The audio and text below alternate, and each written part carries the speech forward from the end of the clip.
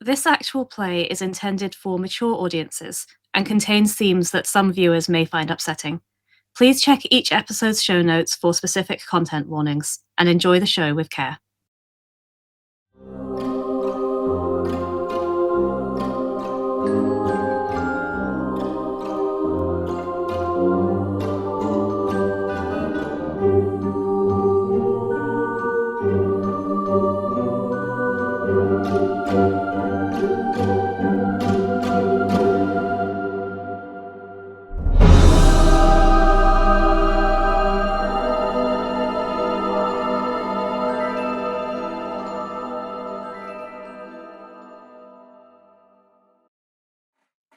Hello, everyone. The more keen-eyed amongst you will notice that things look a little different.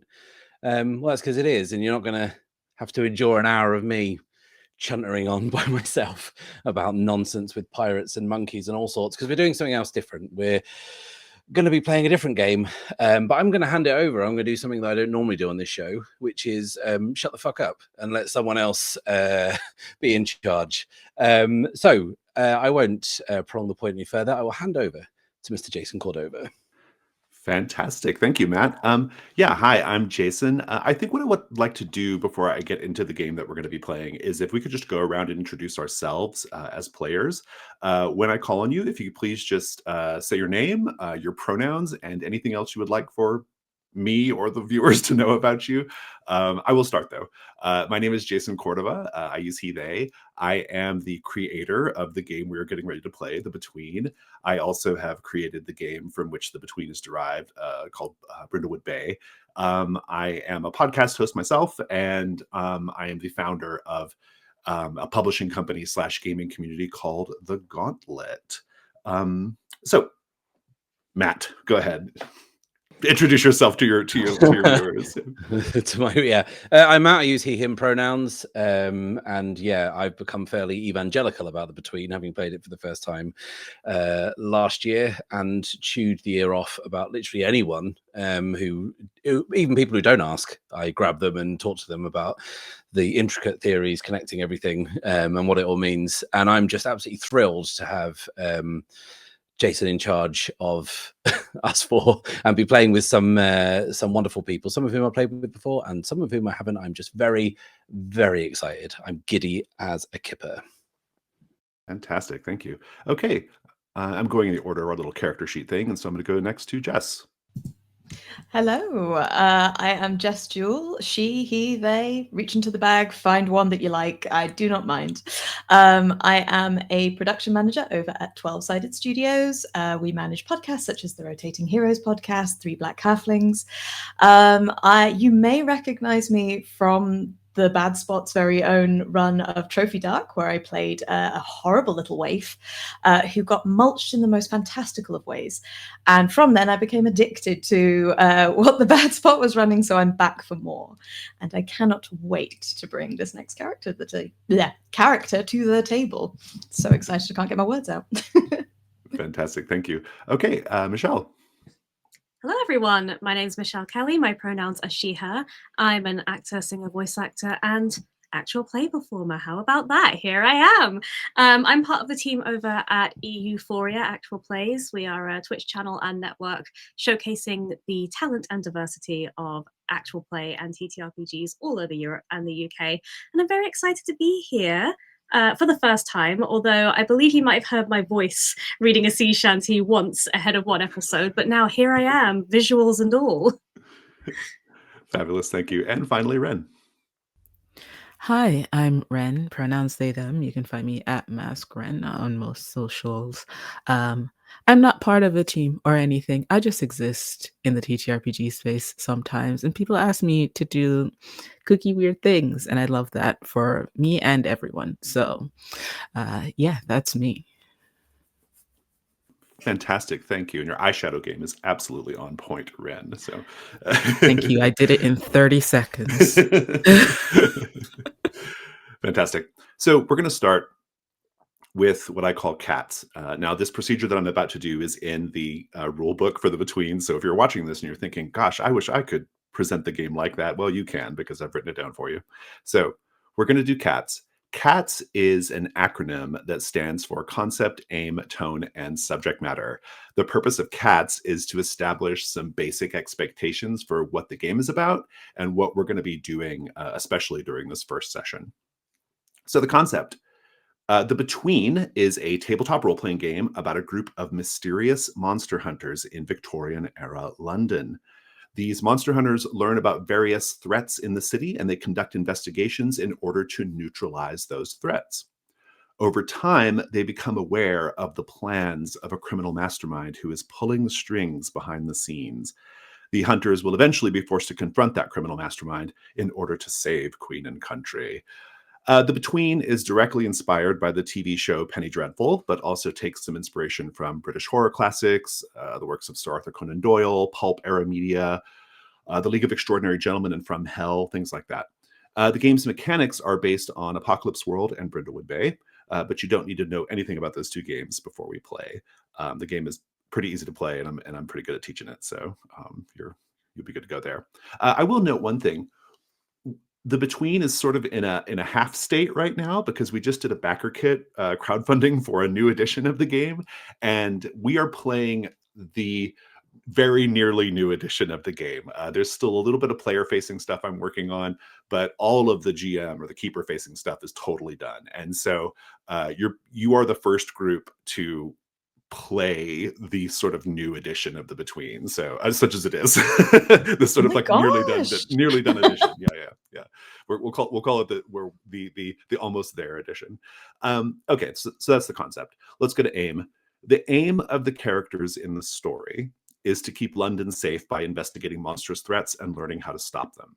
Our aim as players is to learn more about the characters' mysterious pasts, as well as to paint a vivid picture of our version of Victorian-era London, which is a responsibility that we all share.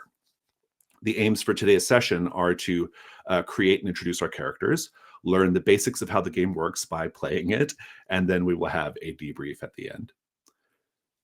Tone. This is really important. The tone of The Between is dark, mysterious, and sensual. A little bit of levity or humor from time to time is obviously okay, but we should always try to return to that dark, brooding place that our characters exist in. And subject matter. Let me take a deep breath. Murder, cannibalism, body horror, dark sexual themes, erotic sensuality, threats to animals and children, foul language, blasphemy, witchcraft, and defiling graves and corpses are all things that can come up in this game. We'll talk about safety tools in a moment, but in the interest of setting expectations right now, you should know that this game deals with often dark and rather intense subject matter, especially the way I run it. I'm a very horror-forward keeper. Does anyone have any questions about the cats? Fabulous. Then let's go to safety tools. Now, no game is more important than the people playing it. We're going to paint a dark, unsettling portrait of Victorian-era London, but we're going to do it in a way that respects everyone's boundaries of safety and consent. In order to do that, we'll be using 3 safety tools for this campaign. The first is the open door policy. If you have to go for some reason, just let us know, and you're good to go. The X card. The way the X card will work in the context of this recording is if something in the game happens that you find to be objectionable, either because of the content of it or because it just really conflicts with your idea of the way things should be, you can just in chat, you can type X card or just say it out loud as well. I will stop play and I will ask sort of like what should we do to like kind of like fix it. Like I will ask like what is being excarded, but I won't ask why is it being excarded. We'll change it and then we'll just keep playing. Finally, we'll do lines and veils. This is the most important safety tool at my tables. It's the one that I'm most keyed into, especially. Lines are things that we are not going to have in the game at all. We just are not going to have that in our story. Veils are things that we're okay with being in the game, but we prefer not to role play them, or we want to keep them off screen a little bit. So I'll give an example. I usually put sexual violence behind a line. I prefer not to have that in my games. This is a very like erotic and sensual game, but I don't think sexual violence has to be part of that. And then I will usually put torture behind a veil. I am okay with torture being a thing that happens. I just prefer not to role play that. It would be kind of weird, but anyway, but you know, just so it's out there. All of you, what I would love for you to do whenever you have some time is to go to the section of our character keeper, which is that spreadsheet, and go to the tab that says safety. And you'll find some options there for things that you want to veil or line. And I see some folks have already marked things, and that's great. You also have the option of expressing an interest in things. So if there's something that you particularly want to explore as far as a theme that you're interested in, you can mark interest, and that's something I'll kind of keep in mind as we go. So I want to share a few more details about the setting before we get into characters. So these characters, these hunters, are the current residents of a place called Hargrave House. Hargrave House is a mansion on Belgrave Square in London. The people who live there share the common goal of defending the city from whatever dark forces are lurking in its shadows, be it monster or murderer. They operate outside official channels, frequently tackling cases that Scotland Yard can't or won't.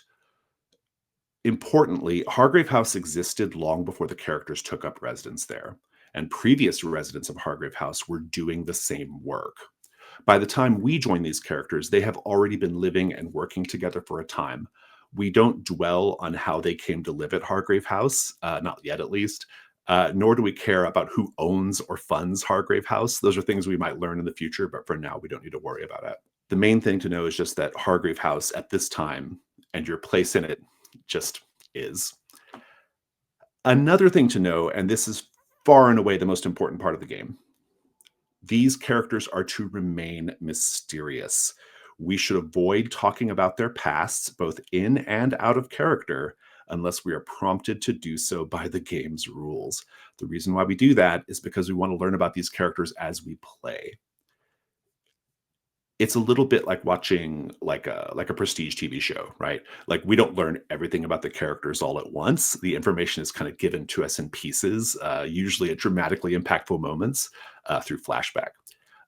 So that's a really key idea in this game. Something that you might be accustomed to from playing basically every other role-playing game there is you want to talk about your character and what their deal is and where they come from. We don't do that in this game. In this game, we introduce some basic ideas about them, but then we learn about them over the course of 3-10 sessions, whatever it happens to be, right? So, okay, so we are going to do character creation, and character creation is going to go in 2 phases. The first is a really simple introduction to the characters. I want to know your character's name, their look. You have some look options that you should have chosen, and then their vice. Their vice being the thing that they do in London that is a hobby or an obsession or sometimes gets them into trouble, that kind of thing. And then we'll go around the table again and learn about them in a slightly deeper way. I will remind you that at this time, you should not tell us anything about your character's past yet. So I'm going to go not in the order of the sheet. I'm actually going to start with Dr. Eveline Mortimer. Give us just those basic things about Dr. Mortimer, Jess. Sure thing. So Dr. Mortimer is a crow personified. She stands with a haunch. She's a little older and has those sort of beak-like features. On the end of her nose, she wears small golden spectacles affixed by a small golden chain. Pale skin, a vermilion tie, and a black waistcoat. Her hair is practical, sensible, tied back at all times with no exceptions. Her vice, as a doctor and in London, there is only one way truly to study anatomy that is not frowned upon and doesn't get her into so much trouble. She does enjoy the ballet. She watches with fervent endeavor. The muscles, the sinews, the tendons, all dancing together. She watches and watches for hours and hours. That is very much who she is, and hopefully gives a little glean into what she is as well. Thank you so much. Let's keep going with Cecelie Quinn. Michelle? Yes. Cecelie, whose pronouns are she, her, is an inexplicably beautiful woman. She has flawless brown skin. Her hair falls in effortless, beautiful curls around her shoulders. She looks upon the world as if it is lucky to see her, and she is correct. She is dressed fashionably at all times, but in a very classic, timeless, and understated sort of fashion. If she wants to draw additional attention to herself, she can, but it's very rarely necessary. The attention's on her when she enters a room.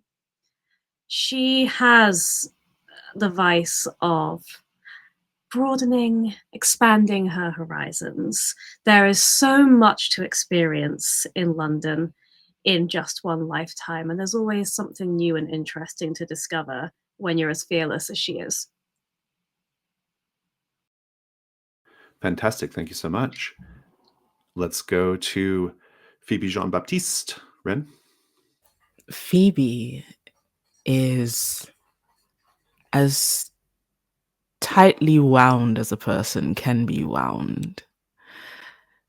She tries to keep herself proper, together, looking as put together, but there's always something that frays at the edge. Her eyes are near purple with lack of sleep, and her fingers fidget every time you think that, well, every time she thinks that you're not looking. Her hair, she tries to keep in some sort of symmetry and fails often. And she often wears dark clothing, maybe to conceal herself much from the view of others. Her vice is morphine, as she has found that it tends to relieve some of the effects that she suffers day to day and makes things just a bit quieter. And last and certainly least is our factotum, Haskell. Matt? Yes, Haskell is pale-skinned, unassuming, has neatly parted auburn hair, a moss-coloured waistcoat, and a single item of gold jewellery, which is a St. Christopher that he wears around his neck. You would very easily miss Haskell unless you were really looking. And his vice is stealing things. Fantastic. Hereafter, I will refer to you by your character's honorific and surname, and except for Haskell, of course. We're going to go around the table, starting with Dr. Mortimer, and I'm going to read this color text that's on your character sheet there. Everyone else, based off what we know about Dr. Mortimer up to this point, which granted is not much, and based off what I read, pay close attention, because once I'm done, we're all going to say something that we think can be found in Dr. Mortimer's rooms in Hargrave House. Something that Dr. Mortimer has either in her possessions, maybe it's something in the decor, maybe it's some kind of correspondence or something. It can be anything, really. And those things will then get added to the section of the character sheet, Jess, called personal quarters. Now, Jess, you get a right to ask for a revision or a veto if you feel the need. But here we go, and we'll do that for every character. So these things that we're going to define for the character are kind of functionally the equipment list in the game. So the items that you get, if in the future, if you can work them into the narration of your action, you get a bonus on your dice. So let's begin with Dr. Mortimer, the mother. Few understand the mysteries of human anatomy like you do. You are one of the most brilliant medical minds in London and could take your place as a lecturer at any number of esteemed academies. But you have different ideas, different plans. You are no longer interested in merely preserving life, but creating it. And so you'll do what you must to survive, tending to the prostitutes dying of consumption, assisting Scotland Yard with grisly forensic inquiry, and creeping about in the dark with these new people, these hunters with whom you share a home. But always you are focused on the new life growing in your secret womb, your child, the one you hope will capture even the faintest reflection of the person you loved and lost. And with that, who has an idea for what might be found in Dr. Mortimer's rooms? I think I've got one. I think you could find a functional but quite rudimentary prosthetic hand that looks a lot like the kind of T-800's hand from Terminator. It's a very kind of a skeletal thing, but it functions. I think you have a pair of silk point shoes, which have absolutely been worn. I think you have. It's like I was trying to. It's like a multi-tool, but I can't remember the name of it, and that is disappointing me. But it's almost like a pair of forceps. Oh my. Okay. I'm going to contribute. Don't ask me what it means. That's up to you to figure out what it means. But what it's called is the flesh terrarium. Oh, one more time with feeling, please, because I'm The flesh terrarium. Terrarium. Oh my god. I heard they closed that place down, etc. Etc. Oh, fantastic. If you don't have any objections to any of that, Dr. Mortimer, we will move on. No, I think they're all fantastic and terrible. You're brilliant people. I love you. Very well. Ms. Quinn, you have always been the most beautiful person in the room. Your looks have opened doors for you for as long as you can remember. All the money and material things anyone could want laid at your feet. Artists have found inspiration in the brightness of your eyes, the delicate curve of your cheekbones, the plump softness of your lips. One such artistic work, a masterwork, rises above them all, for it captures the essence of you. It is quite simply more you than you. Lately, people sacrifice everything to be near you, to please you, and if they're lucky, to touch you. But what to do when you get bored with being one of the gods? Well, you go hunt monsters in Hargrave House. That's what you do. What do we suppose can be found in the no doubt opulent, well-appointed rooms of Ms. Quinn? I would like to posit that Miss Quinn has a hand mirror that is cracked, and the shards reflect different things when looked at the right angle. I think she has akin to a Fabergé egg, a Fabergé heart that beats occasionally. Star for that.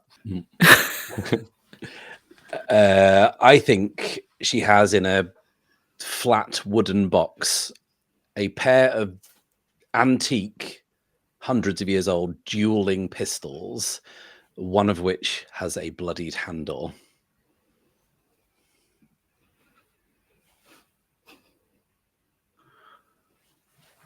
I'm going to be very straightforward and helpful and give you an extensive wardrobe. Ms. Quinn, are you happy with all that? I'm very happy with all that. I'm going to have to learn how to spell Fabergé to put it on my sheet, but I'm very happy with all of that, yes. Fantastic. Let's go to Ms. Jean-Baptiste. For as long as you can remember, dark entities have been near.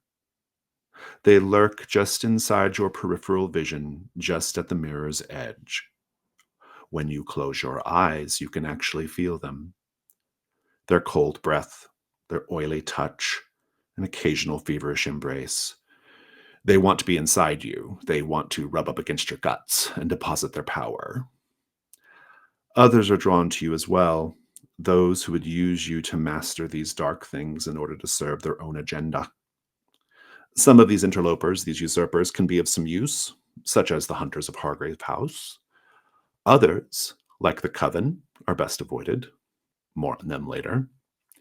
In either case, you are no one's object, tool, or weapon. You are no mere bystander. Your fate is yours to shape.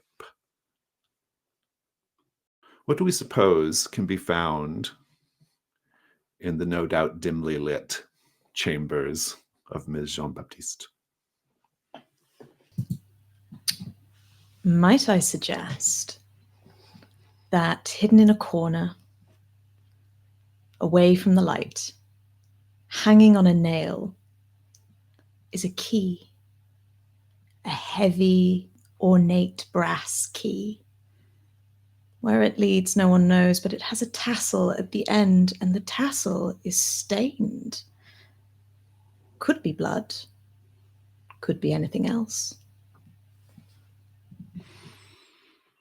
There's a large dusty tome on a shelf with thick parchment paper. It is a diary, but it is not yours, and every now and then a new entry appears on its pages.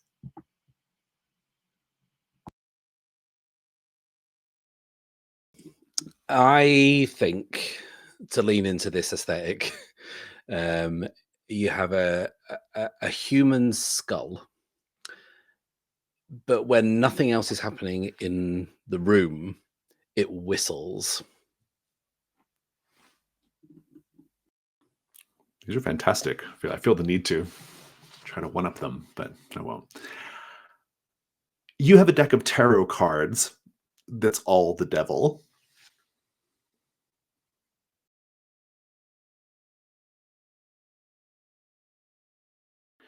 If you're happy with that, Ms. Jean-Baptiste, we shall move on. I am. And finally, Haskell, the Factotum. Haskell, you had a life before you entered the service of your employer. More on them later. But the details of that life are unimportant. All that matters now is the person you serve and Hargrave House, where you will grow ancient and die if you're lucky. Most likely your employer's colleagues, these hunters, will be the end of you, overturning things that should remain hidden and goading on terrors that dwell in dark places. You'll do your best to help them, of course, to keep them alive. Because without them, what are you, really? And here I should ask, Haskell, have you discussed with the other players who your employer is going to be? It was down between the vessel and the mother, but I think if it's okay with Jess, I will be your Igor. Yeah, I'll be Dr. Mortimer's Igor, if that's okay. Oh, that is quite all right. Very good. Fantastic. So then, with all that in mind, what do we suppose can be found in Haskell's, no doubt, small, back of the house, bottom floor, tiny servants' quarters? A lock of golden hair tied with a ribbon. I'm going to go with the sentimental option as well and say you have a bunch of letters from the past. I'm going to say you have a bucket that is full of what could be animal bones, but some of them you've sharpened into points. They are tiny little bones. It's very weird. Weird little man. Oh. I feel like I want to give you something functional. And ornate cane with a dagger inside. Someone has to hunt the monsters, right? I feel like all those trended upwards towards the end. The irony of this game, for people who are curious, and I'm sure Matt and some of you already know, but the Factotum, who is the most like socially like sort of like small character, is like far and away the most powerful playbook in the game. So just in just terms of raw mechanics, yeah. And we've given him hair, bones. Yeah. They do tend to be the character focusing on killing monsters when when everyone else is just vamping around and being angsty. So. I've seen What We Do in the Shadows. I know how this goes. Fabulous. All right, then. If there are no other questions about any of that, I think what we will do now is I am going to go ahead and introduce our first phase of play and our first threat, and then we'll take a break after we introduce those things. So the Between is played in phases. There's the day phase and the night phase are the two principal phases of play. There's also two sort of upkeep phases called Dusk and Dawn. We always start in the day phase. And I like to say that the day belongs to you, but the night belongs to me. And that will make more sense in a bit. But what it means initially is that in the day phase, I very much as the keeper just try to follow your characters around. I follow your lead. I want to do what you want to do. Okay. It is your time. Because we had to do character creation and stuff today, we will have kind of a shorter day phase than normal. Next time we play, we'll have the longer, fuller day phase. But our goal here is just to present the threat, the first one, and just kind of start the investigation, learn how the rules work, and we'll do that for a little bit, and then we'll move on to the night phase. Before we begin, though, just one more thing. I want to tell you that even though this is a game set in a historical time period, we aren't going to dwell on historical accuracy. We'll do our best to represent the technology and culture of the era, but we're going to get some things wrong every now and then, and that's okay. I'd also like to point out that during this time period, people with marginalized identities would likely have been treated very poorly in society. We're going to ignore that part of history. In the world of the Between, things like race, nationality, gender, ethnicity, sexuality, disability, and neurodivergence are not generally a social barrier. Are there any other questions before we dive into play? Okay, let's begin.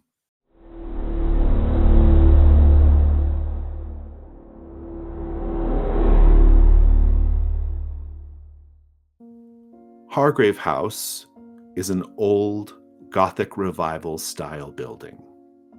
It stands out from its neighbors on Belgrave Square, which are done in the more conventional classical style. Hargrave House is also different because it's not just a residence, but a place of work. Dark work. And some of that dark work has just landed on the doorstep. Our first threat is called the Limehouse Lurker. Jenny Johnston, the proprietor of an opium den in Limehouse, tells you a story that has not yet reached Scotland Yard or the papers.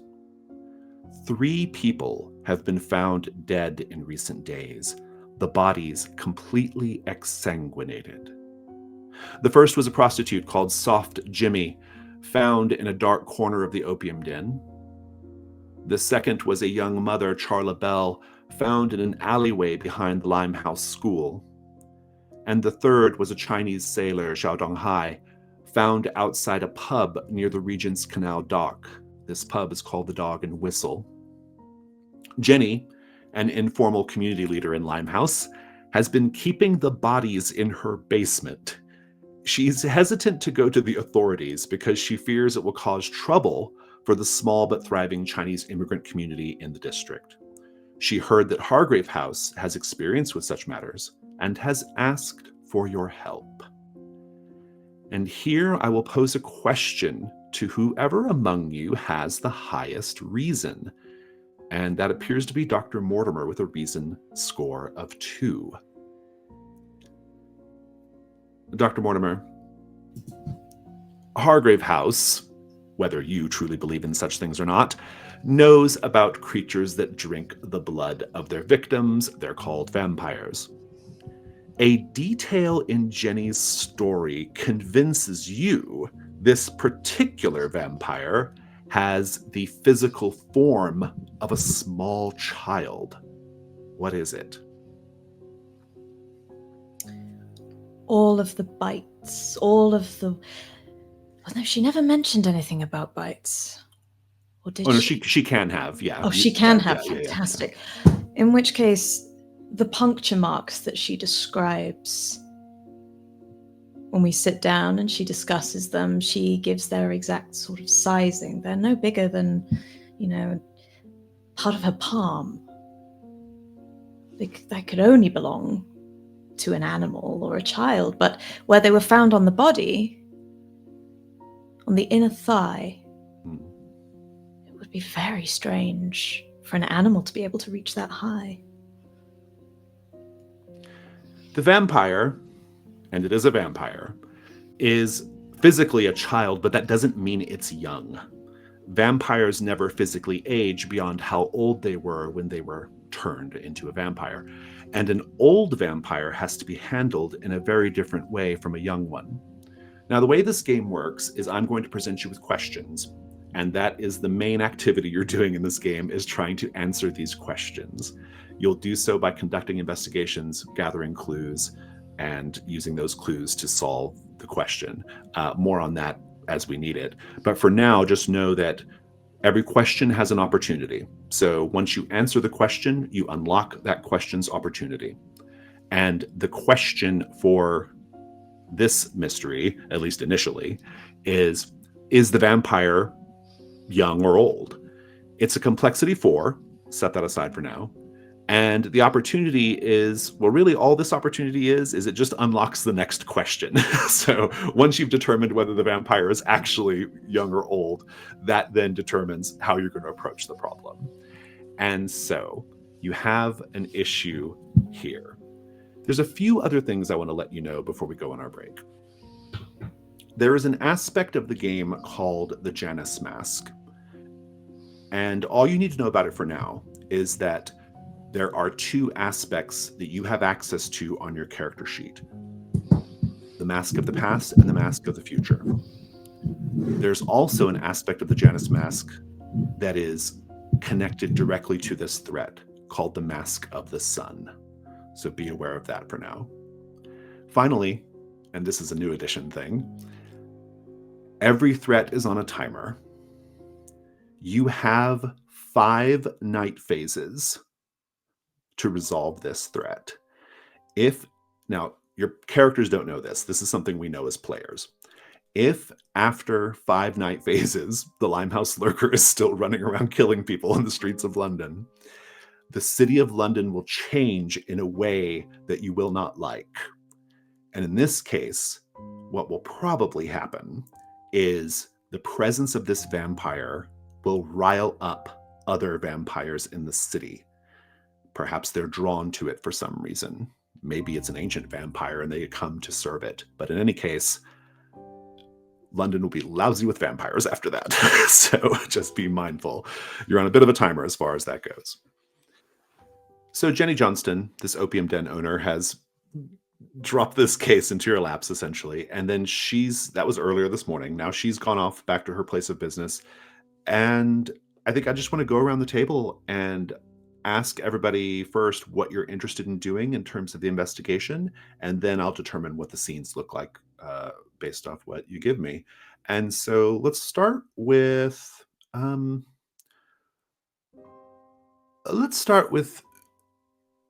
Ms. Jean-Baptiste. What would you like to do? Probably going to at least one of the locations of where the bodies were initially, to see what it is about that place that might have attracted an excellent approach. You have 3 options. One of the bodies was found in the actual opium den itself. That's also where all the bodies are being stored. One of the bodies was found in the nearby, at a pub nearby, or in the alley behind the pub. And then another was found behind a workhouse, the Limehouse school. So you have 3 options there. Which would most interest you? Probably the opium den itself. Fantastic. Dr. Mortimer, I think I know where you're going based off your deal, but where are you going? What are you going to do? Well, I have no idea what you're implying.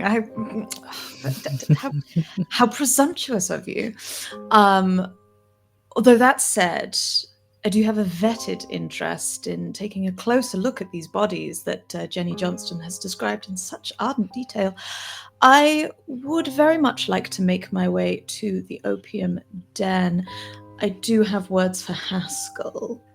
Fantastic. We can have a scene with Haskell before you do that. Fantastic. I normally save the factotum for last, but I do want to check in with Haskell because of that. Haskell, what is your approach? Or are you going to wait till you talk to Dr. Mortimer?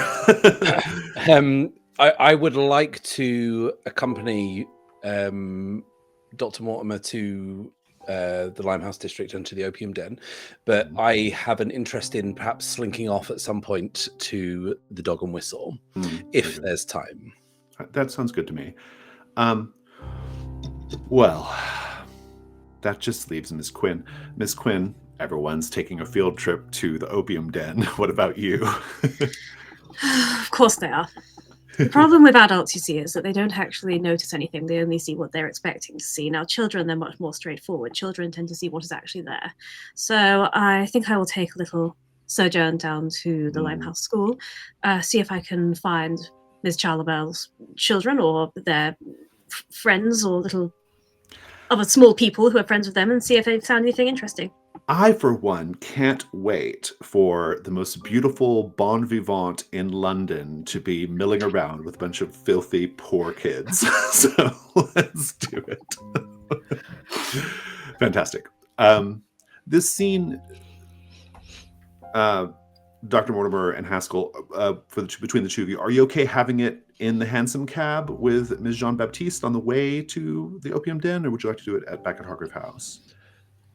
I really like the idea of it being in the hansom cab and the energy and the dynamic being very unusual as a kind of trio. If that's Which okay, I guess it would, yeah, everyone's okay with that. I think let's do that. I guess it wouldn't be a hansom cab because all 3 of you are in it, but you've hired a carriage in any case to take you to Limehouse. And I guess I would like to just kind of set the mood here a little bit before we get into the scene too much. It's a very, very hot day. Unseasonably hot because it's already the fall, but it's very warm.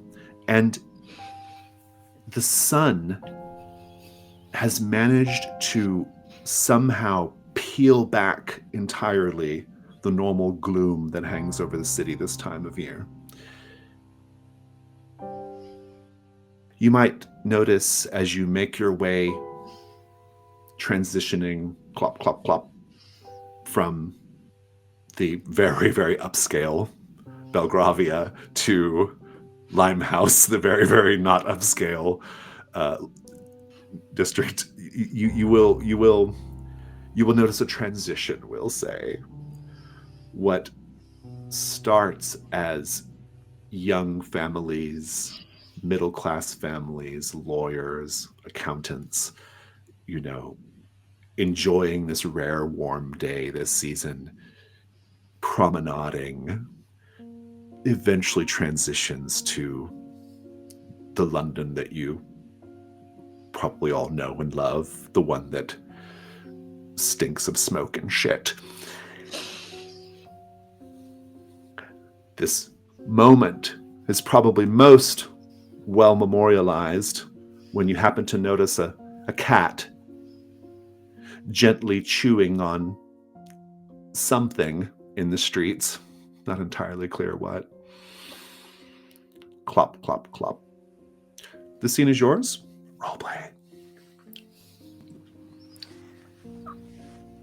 As the heat rises in the carriage, Dr. Mortimer pulls a handkerchief from their pocket and covers their mouth as the stench of the city really begins to permeate. And through it and above the glasses, she points a look at Haskell, who I'll say is sat opposite her. And she rolls her eyes. I do hate going out in the day.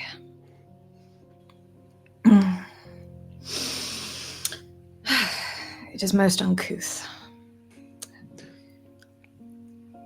Well, at least the sun's out, Mom.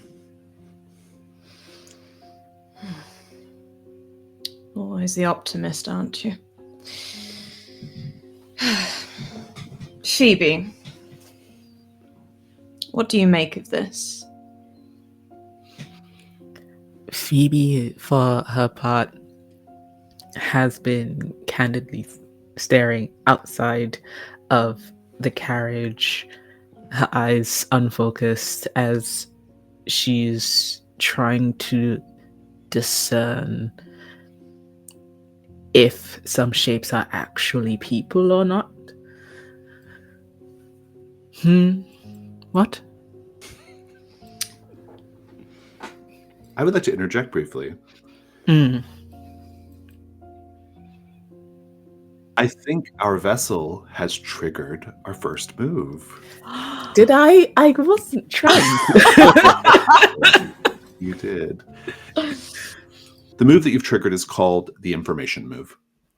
When you search for a clue, conduct research, or otherwise gather information, and that's the relevant part here, describe how you're doing so and roll with an appropriate ability. Well, the way you've described it already, I would say you're going to be rolling with sensitivity because you're just looking out the window, looking for strange, out of place things, perhaps these things that are always at the edge of your vision that have been with you your whole life.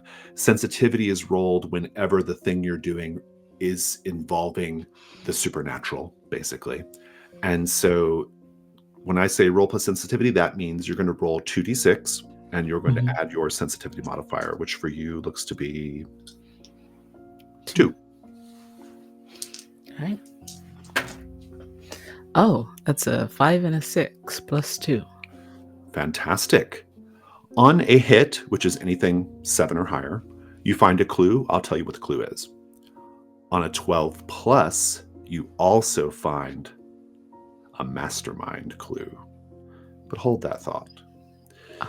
I want to give Haskell and Dr. Mortimer a little more time to do their scene, and then I'm going to go check in on Ms. Quinn. So let's keep the scene going.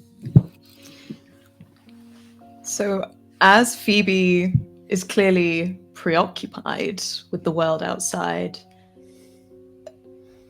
Dr. Mortimer almost waves a hand in front to see if they're focusing. And they're not reacting. She turns back to Haskell. Good. While she is distracted, you are looking today for hair. And if you can find it to hands, relatively important. Make sure they are dainty, soft. Do you understand? I take your meaning, Mum. Good. And Repeat it back. And a bead of sweat slowly starts to roll down his face, which is otherwise implacable, I'd say. There's something about the name Soft Jimmy that gives me hope. Potentially Charlotte as well. But we shall see when we get there what sort of trade we have. Doesn't seem like hope did them a great deal of use, Mum. This city is built on hope, Haskell. It always has been. Whether people fall for it or not decides where or not they lie. And I think at that point, I will kind of use my cane that I've taken with me and kind of knock on the roof to kind of tell the driver that I'm ready to jump out early to get to the dog and whistle. Fantastic. I love it.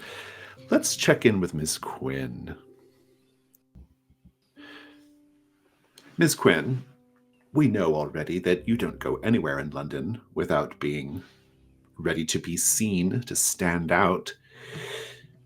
I suspect you're going to be the shiniest jewel found in the muck of Limehouse today. How are you dressed to go to this workhouse? Well, I'm certainly the cleanest. Cecelie is wearing a high-necked navy gown. It is fairly straight in bodice with a little bit of a fluff out of the skirts, and well polished, but generally quite sensible boots. She always wears gloves, always, and she has picked out a pair which match her outfit. And she's wearing a shawl to keep herself warm. We're going to fast forward to you sort of stepping into the Limehouse school, which is a workhouse. You see, in stark contrast to yourself, filthy children all over the place. A frustrated mistress storming away from a group of girls who are busy not learning to sew. There is a quite overwhelming smell of unwashed bodies. We're going to do now what's called Paint the Scene. Paint the Scene is a question that I pose to the whole table, and in the answering of it, you are going to tell me something about this place. Something about the way it looks, the way it sounds, the way it feels, but also you're going to tell me something about an idea connected to that place. And so everyone answers this question, even though it's just Ms. Quinn in the scene. And the question for Paint the Scene is, workhouses like this are where poor children are sent to be managed until they're old enough to be turned out. What signs of deprivation do we see? Boredom. There are children here who are bored, and children will always find a way to keep themselves amused until they just have run out of energy to do so, and then they will just sit and be bored. I think that in perhaps an alleyway to the side of the school, there are a few kids playing football, but the ball is a kind of distended, bloated, dead rat. What they're all wearing, what repurposed potato sacks, the very harsh fabrics that you can see chafing their skin, the rashes that are on each and every child, you can tell is from what they are wearing, not even necessarily the rats they cuddle up with at night here. It is made of a hideous material. I think of the meager scraps of food you can see some children having. They're still pushing and fighting at each other for what's in a bowl, as small as it is. Ms. Quinn, what do you do? I will approach the mistress of the workhouse, and I will say, Madam, I'm investigating an unfortunate murder which took place just behind the back of this building. Do you know anything about that? The woman you're talking to, she looks very, very kind of like jumpy and a little nervous, and she says, and she sees you in this, like, you know, this beautiful gown, and there's a moment where she's just sort of like caught for a bit, like she can't get her words out. I'm sure you'll want to talk to the headmaster, madam. His office is right over there. In fact, no, I'd like to speak to your children here. Yes. Excellent. Well, as you were. And you can just blow past her to go talk to the kids. Mm-hmm. What's your approach with the kids? Cecelie knows that at least some of these children will have noticed her, and that she is something interesting in this scene, and so they will be, if not running straight up to her, watching and interested. And she will look around and pick a child that looks to be on their own, that perhaps is a bit of an outcast socially, doesn't have many friends. She will approach that child first, and she will say, "Hello, what's your name?" We'll say it's a little girl. She looks up and she says, my name is Anne. "Anne, hello. My name's Cecelie. I'm a monster hunter. Have you seen any monsters around here?" Fantastic. Make the information move. Okay. This time, I think with presence. Presence is the ability rolled whenever you're using your. It's basically for social kinds of interactions. Your. Okay. My presence is 2, so I roll 2d6 and add 2. And then add 2, yeah. That is a 4 and a 5, so 11. The dice are very kind so far. You got a 10 plus, which means you are going to get your clue, and I will reveal that to you in a bit. Let's go back to this carriage ride. I'd like to suggest that at this point, Haskell's gotten off to go to the Dog and Whistle, so we'll see you later, Haskell. I want to follow up on this clue that Ms. Jean-Baptiste found, big air quotes on that. Phoebe, you keep looking and seeing a person, the same person, keeping perfect pace with the carriage. Even when the streets are clear and the carriage is going along at a decent little clip, you see this woman, a middle-aged woman, always keeping pace, always walking, always in the same relative position. At a certain point, the carriage stops, and she turns, and she looks. She's, maybe 20 paces away. She turns and looks directly at you, making direct eye contact with you. And she has tears streaming down her face. They're streaming. They're not streaming, they're gushing. They're falling off her cheeks and chin in great big salty globules. You can almost hear them spattering on the cobbles. Pop, pop, pop, pop. And then she opens her mouth, and it opens in a way that a mouth should not open. It opens with a wideness that does not seem natural, and indeed, if Dr. Mortimer were able to see this, would probably have something to say about it, anatomically speaking. This woman's mouth, at this point, her chin is stretched down to her sternum, and she begins to just vomit forth great big piles of gardenia. You can smell it. Gardenia wafting into the carriage, tears and flowers cascading down onto the cobbles.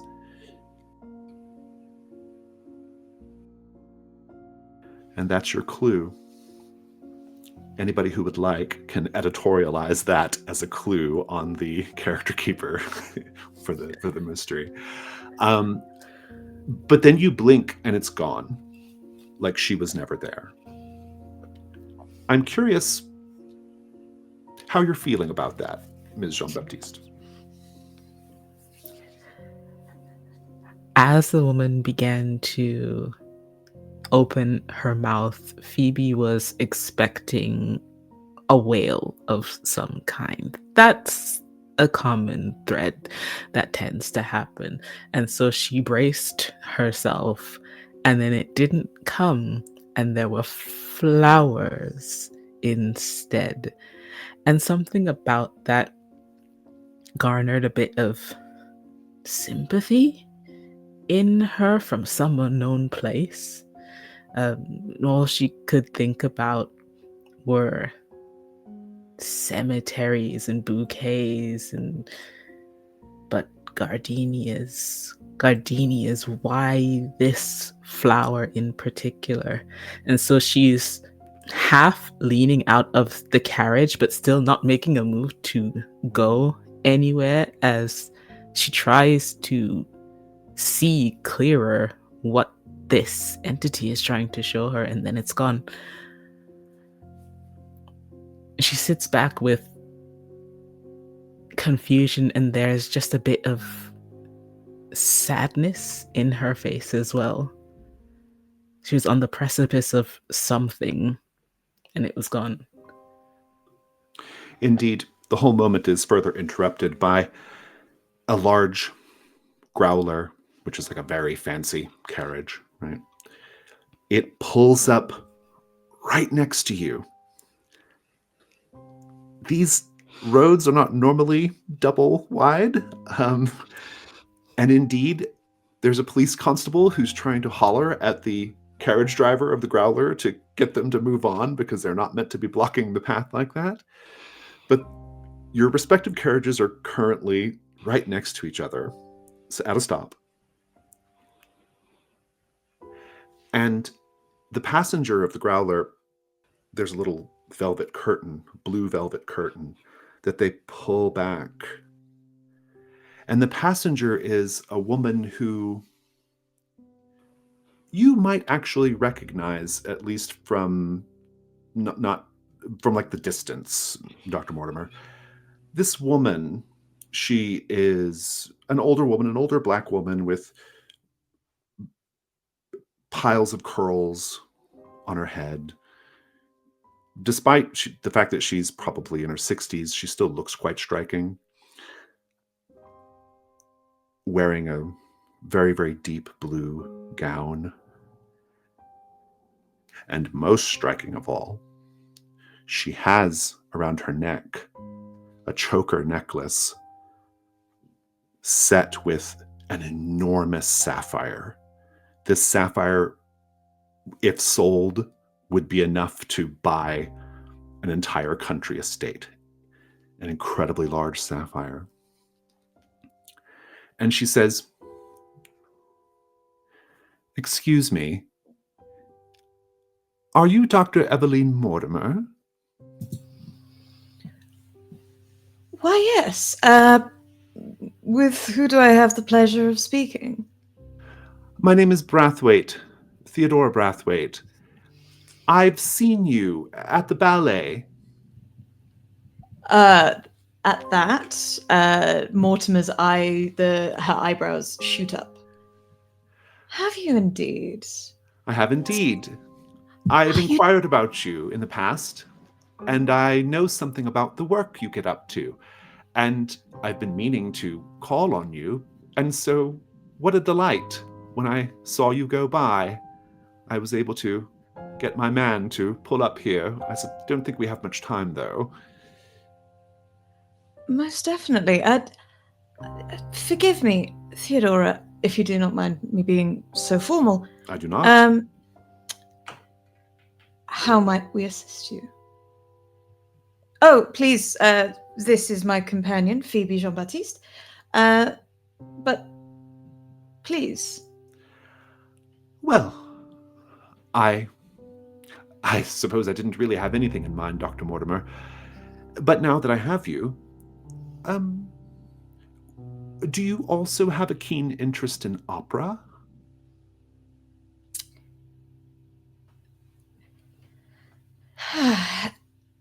It would be untrue of me to say yes. While I admit that the art in and of itself is a divine thing, most definitely, I cannot claim to say that I enjoy it as much as one would the ballet. I can't disagree with that. But if you're open to it, I would love to invite you to be my +1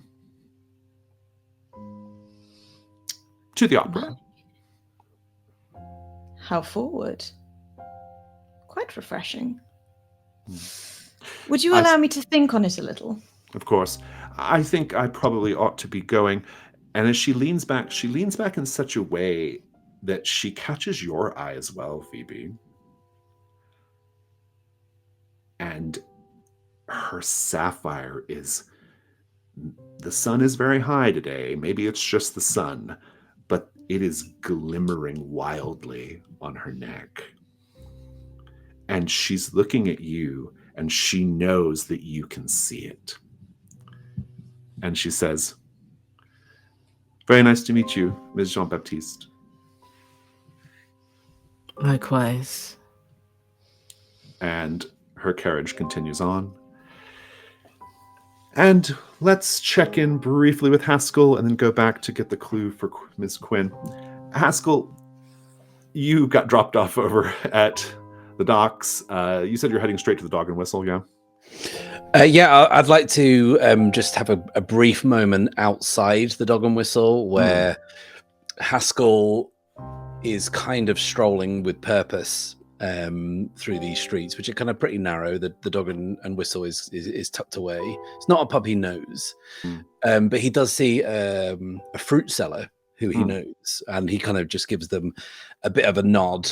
And as he passes, the fruit seller looks at him with a kind of a little suspicion, and then grabs Haskell's right hand as he passes, and Haskell turns and has an empty palm, and the two of them share a knowing nod.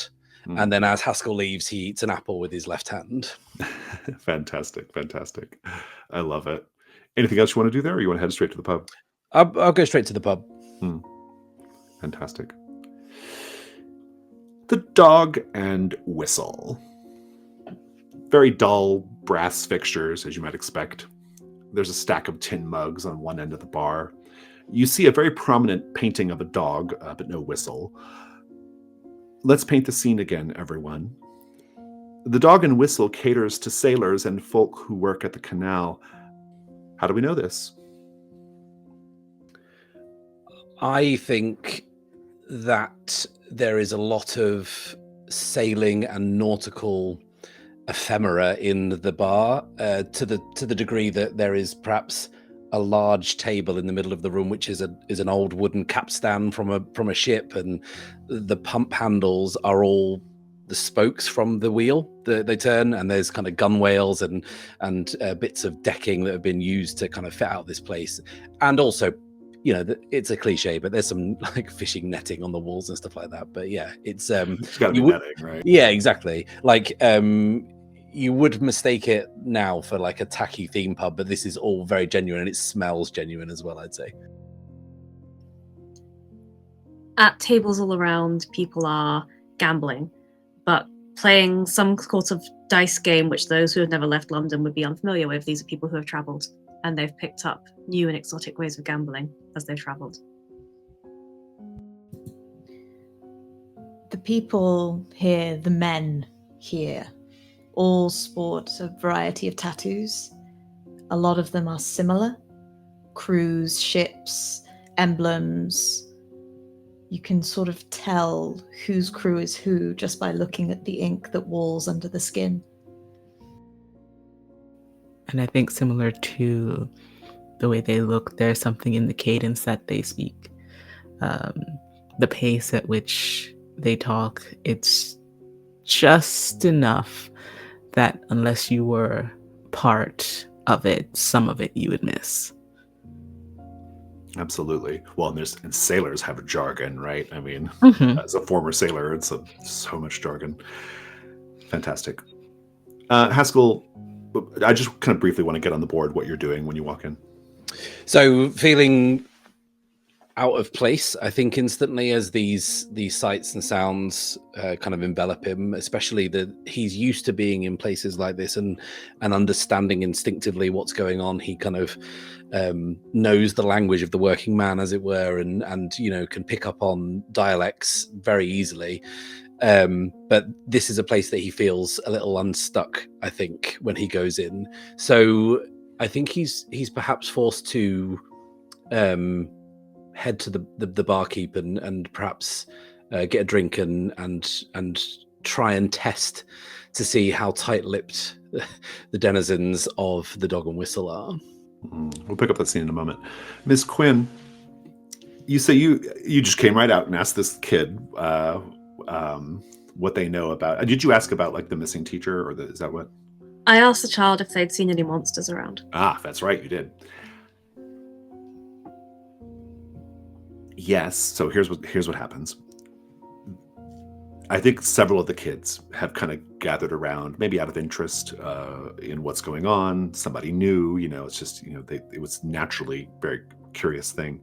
All sorts of ages, like as young as like 5 or 6 up to like teenager, right? And I'm not going to role play it out, but I will say that they tell you about a story. They say that there's someone who they believe lives in the rafters of the building. But they're not scared of him. They're not scared of whatever this is, because they know that it protects little children. Mm. And then you hear one of the kids, perhaps the little girl that you initially talked to, she says, "That's probably what happened to Miss Bell. She was mean to the children." I see. At that point, the headmaster will come. He's a fidgety man in a brown suit, and he kind of comes over and he says, Hello then. Yes. Why don't you, all of you, run off? You have to forgive me, ma'am. The children, they are very, very impertinent. I am Lawrence Chesterfield, the headmaster here at the Limehouse School. How may I be of service to you? I highly doubt you can.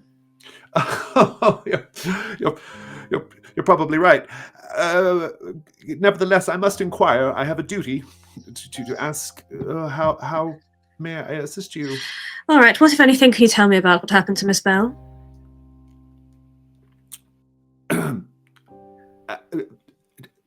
Children. Yeah, put that down. Thank you. Don't. We don't put things in our. Oh, gosh, what do I care? What do I care, really, truly? Children are dreadful, aren't they? Don't you think?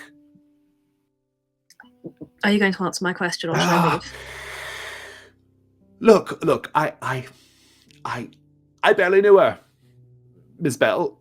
She did some work with the children here from time to time, teaching them how to mend, how to wash, that sort of thing.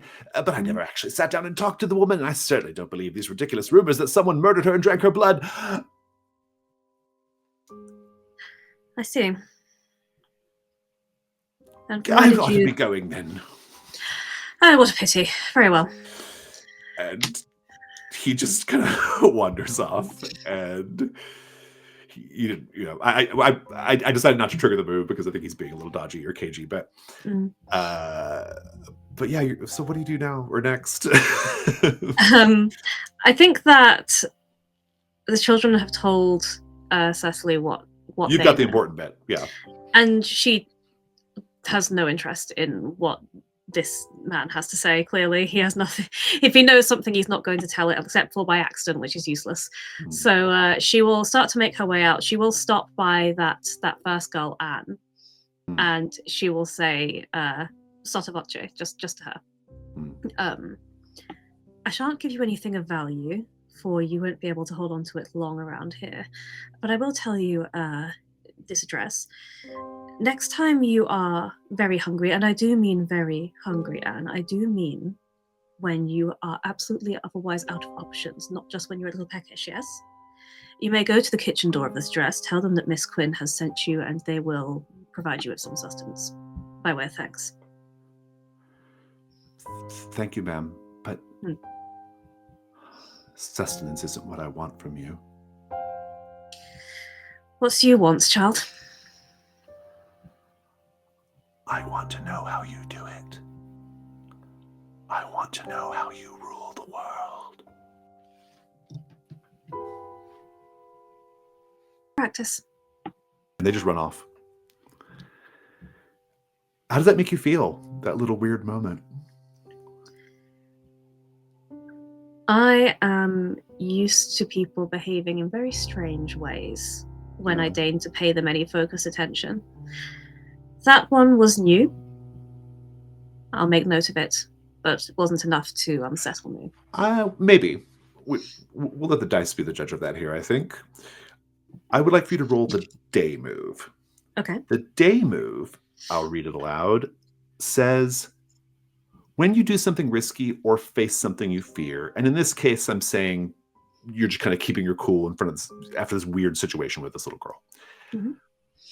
First, tell me what you're afraid will happen right now if you don't keep your cool, if you do lose your nerve. If I lose my nerve, I may lose control of the situation. Interesting. I can work with that. Please go ahead and roll with 2d6 plus composure. Okay. That is 5, 6, 7, 8 altogether. On a 7 to 9, I will tell you how your actions will leave you vulnerable, and you can choose to back down or go through with it. Okay. What this means in this case is backing down in this instance means changing your approach in a way that basically, like, you follow after the girl instead of just keeping your cool, right? Okay. The consequence if you just keep your cool is you're going, or if you just stay here and let her run off, is going to be that I'm going to give you a condition. And the condition, in quotes, is, I want to know how to rule the world. You'll enter that on your condition section of your character keeper, and that's all you need to know about it for now. I mean, surely I can't refuse that. I would think not. Surely not. Fantastic. Cecelie takes a deep breath, just and makes her way out of this horrible place. Indeed. Fantastic. Based off our timing, that may be your last day phase scene. We'll kind of see where we're at with everybody else, but we'll pick up. We'll check in a moment. I want to go ahead and just fast forward, I think, to the opium den at this point. The opium den, where Jenny Johnston works, indeed, that she owns. Like places, like many establishments of the sort in the city, is found, the entrance is in an alleyway, right? Jenny Johnston's opium den is dim and smoky. There's a very heavy ammonia-like smell. That's what opium smells like when burned. There are people lounging everywhere on cushions. Let's paint the scene, everyone. People from all walks of life, all social classes, patronize Jenny Johnston's. What do we see that hints at this? I think that if you were to walk down the central kind of promenade towards the bar, as it were, where there are maybe some kind of seating areas to either side, there are some legs sticking out that you have to step over of people who have perhaps succumbed in the night. And we see a couple's legs are entangled, and one is wearing a kind of almost silk pajama and slippers, and another is wearing kind of tattered trousers and holey socks.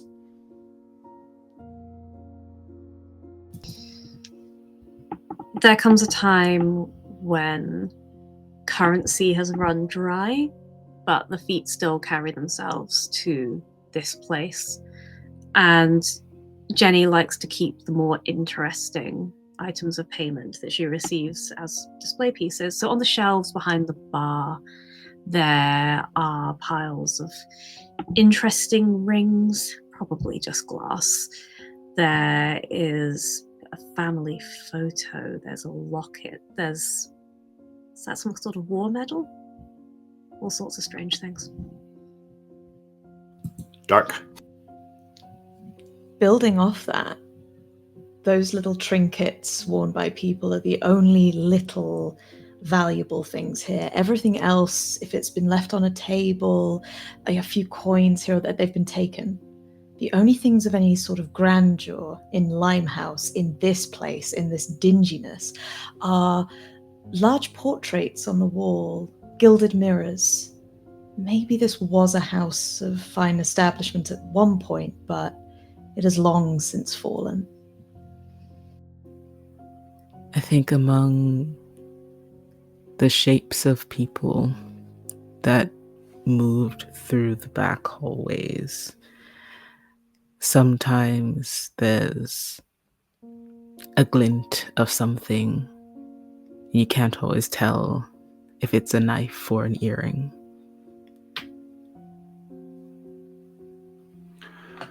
I'll throw in some extra details. Jenny Johnston, she sees the both of you come in. She sees everybody who comes in. And she was just at Hargrave House earlier today, and she was expecting you. And so you are expected. She will come and she will greet the both of you. She says quietly, although she doesn't seem too concerned what her customers at least overhear her saying. She says, Dr. Mortimer, Ms. Jean-Baptiste, thank you for coming.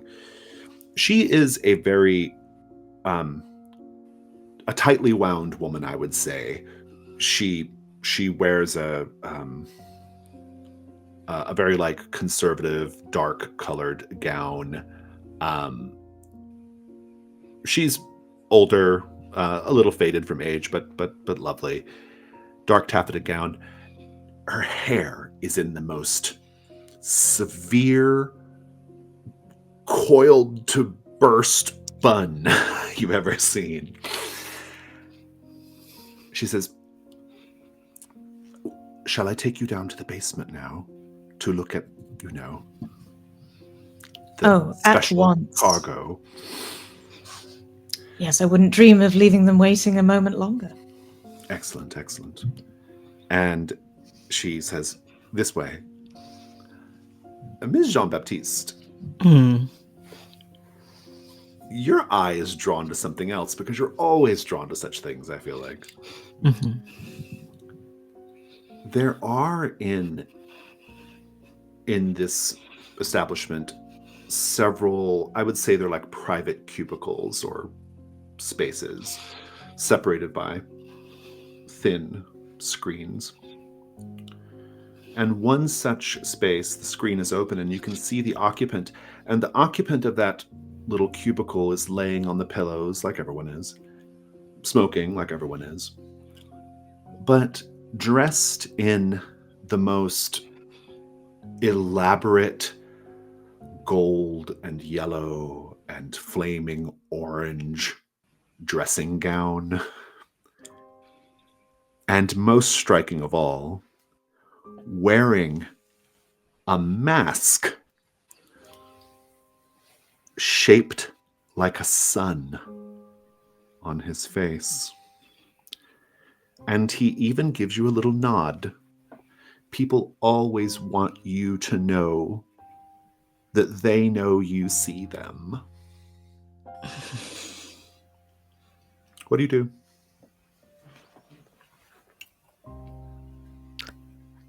Doctor, I will be slightly delayed. Go ahead without me.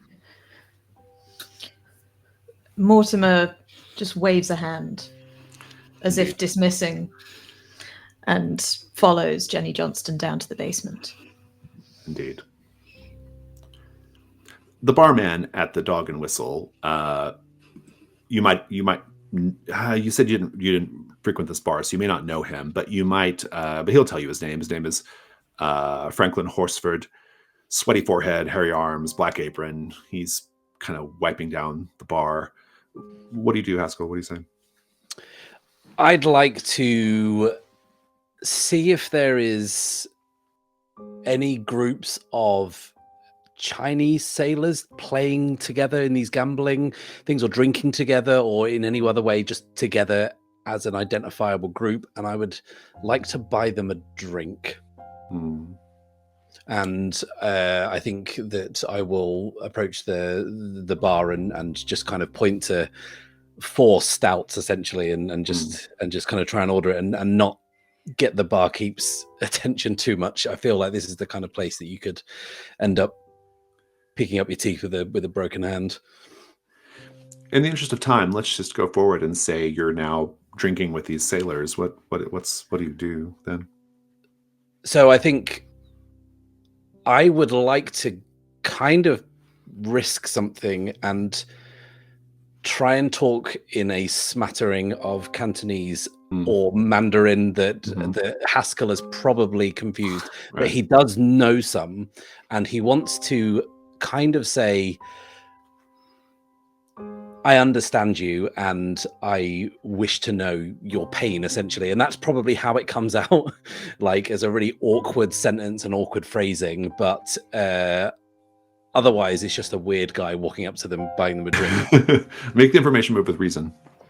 Reason for recall here, essentially. Okay. Well, I rolled a 1, and the good news is I rolled another 1. Ah, very good. We love that. Well, everything is going fine. They're having, a bit of a laugh at your Cantonese. It's not great, but they appreciate the effort. And they certainly appreciate the drinks. Things are kind of going around. You've been there for a minute. They're trying to teach you a shanty in Cantonese. And this is all happening. And you keep noticing one of the sailors keeps looking down into his drink and then looking up. And then looking down and looking up. And then he keeps looking up. And his eyes begin to widen. And then you see the cause of his alarm as little droplets of blood pat, pat, pat on his forehead, on his nose, into his open, agape mouth. What do you do right now in response? I push back from the table, sending the stool I'm sat on kind of skittering across the floor, and I look up into the rafters. Up in the rafters, you see it. You see your quarry. It's daytime, but the rafters are dark. You see its very small, little, luminous in the dark, white face. Blood dribbling down his little chin. In an almost childish gesture, he sticks his tongue out and licks the blood from his lower lip.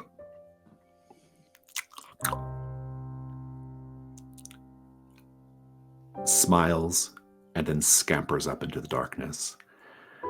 I'm going to give you a condition called Marked by the Lurker. Great. And no clue gained. That's all very interesting context, but no clue. Because you got a miss. And that will be the conclusion of your day phase, Haskell.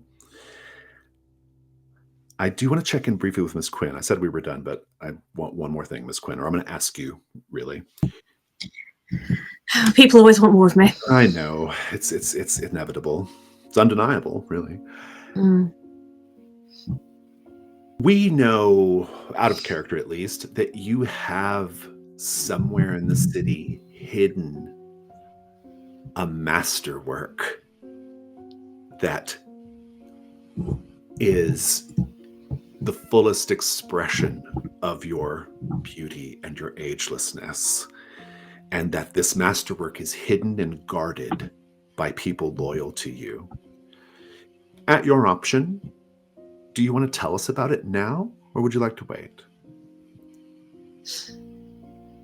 I'll tell you that the best way to hide something is in plain sight.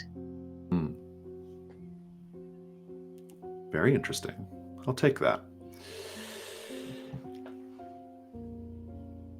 The bodies in the basement are, Jenny gives you a little lantern, right, Dr. Mortimer?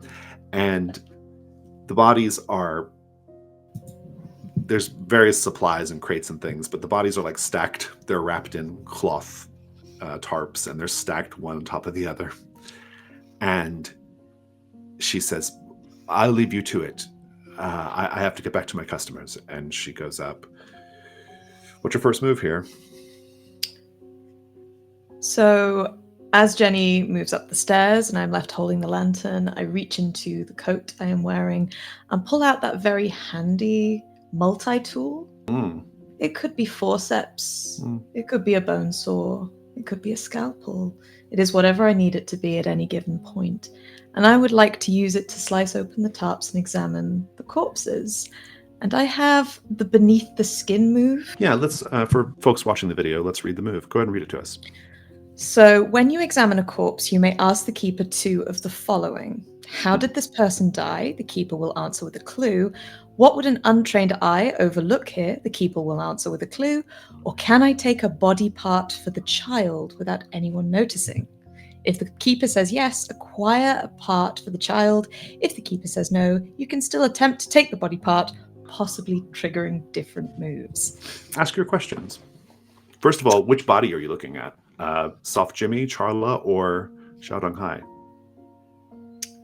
You said Soft Jimmy was a Sex worker. Sex worker, okay. I would like to, and the young mother, Charla. I would like to look at Charla, please. Indeed. Ask her questions, yeah. So we already know how they died. Exsanguination is what Jenny said. Immediate evidence of it. The bodies they're like wax.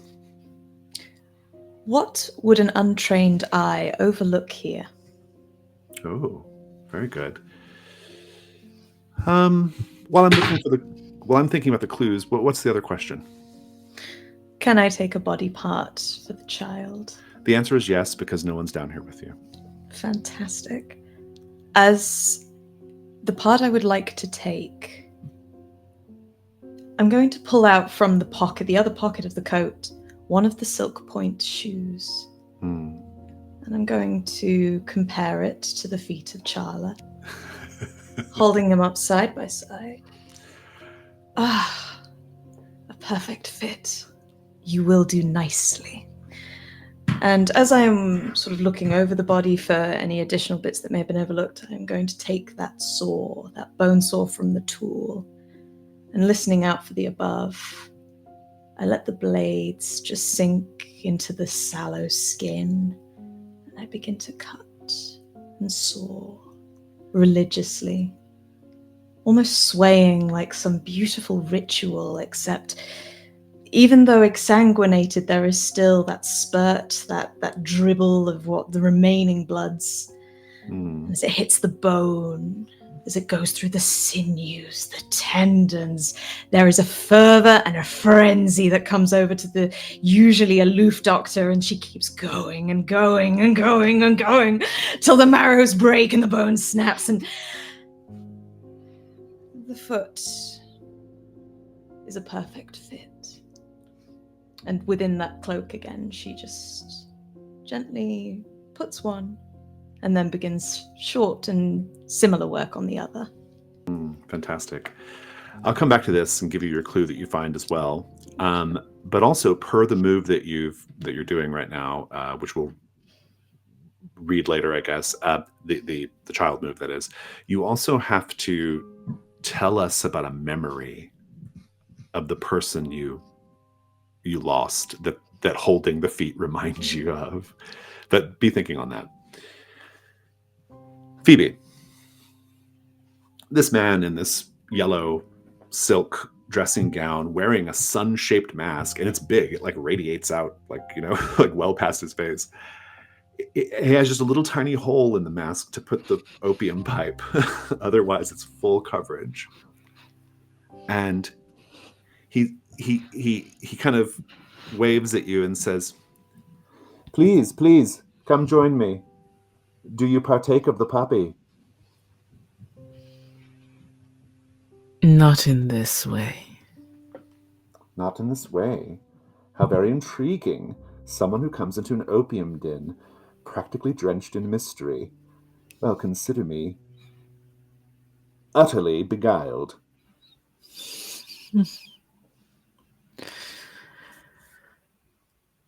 Do you have some need of me, or did you just call me over for entertainment? What is life, really, if we don't take the time to amuse ourselves, Ms. Jean-Baptiste?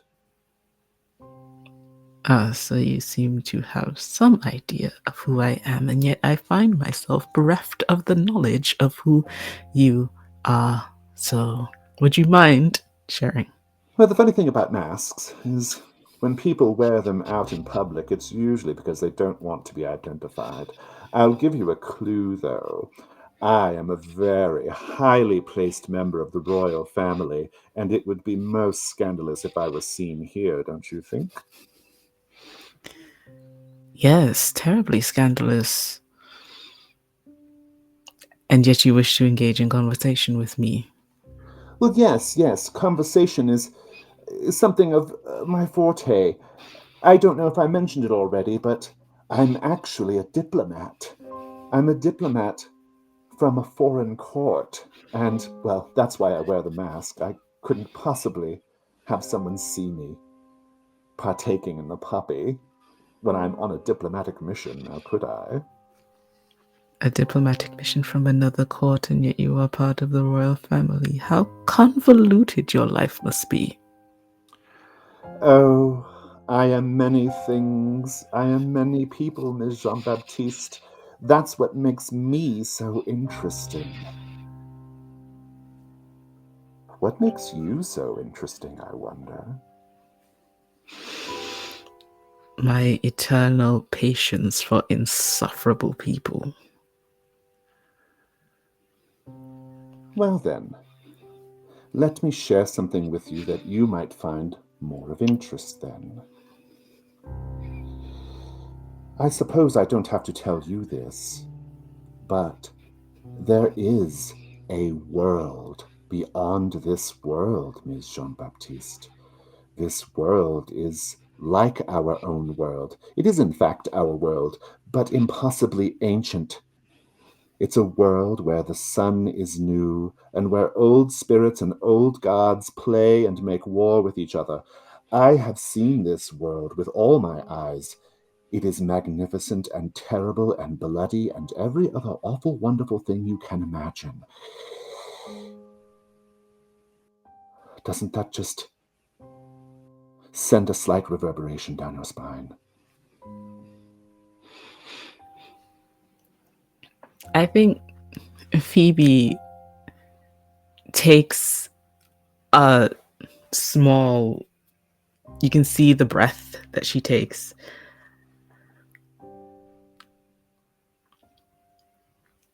I would like to trigger the night move. Oh, the night. Okay, cool. It's not All right. nighttime, but we're in a dark, weird place, so I'm making it the night move. Okay. The night move, unlike the day move, says when you do something risky or face something you fear, and we'll go with face something you fear here, or at least something strange, name what you're afraid will happen if you lose your nerve here. I think she's afraid that if she loses her nerve, she might give away a part of herself that she's not wanting to. Now, I have to say how it's worse than you fear. Mm-hmm. It's worse than you fear because he is going to take off the mask and place it over your face so that you can see the world as he does. If you don't want the possibility of any of that happening, you have to leave the scene now. But if you wish to continue talking to him, pick up your dice and roll with sensitivity. I'll roll. All right. +2. It's a good roll, at least. 10. 10. I'm going to check in once with Dr. Mortimer and then with you again, and that'll wrap our day phase. Dr. Mortimer, the clue is certainly something only you would notice, or a doctor would notice. There is matter underneath her fingernails. If Jenny Johnston was a forensic specialist, she might have looked into this, but of course she is not. But what even an untrained eye might perceive to be like skin, like maybe Charla Bell scratched her attacker, is not. It's actually little clumps of candy or taffy, a sugary treat. You might have tasted it to be sure, but... She pulls the hand up into the light of the lantern, turns the fingers, those rigid rigor mortis fingers, over and over and just... Good. Fantastic. Somebody please note that clue. And if you're ready, I would love to get this little reminiscence about the person you lost. She was always a beautiful dancer. And she had, for all the hours and hours, endless hours of practice, the most gorgeous feet. They were just unbelievably perfect for a woman like her.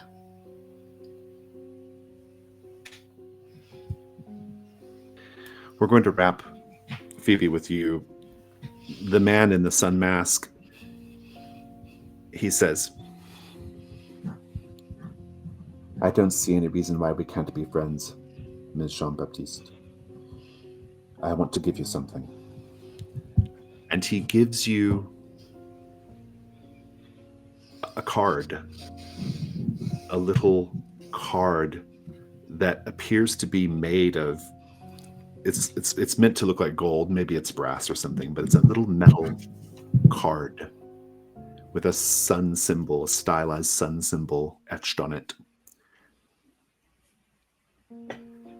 Give that to anyone in the city who walks in the between places, and I will come calling. And we'll just wrap the scene there. You can put that card in your personal quarters, though. Mm-hmm. And that concludes the phase. Our next phase is the Dusk phase.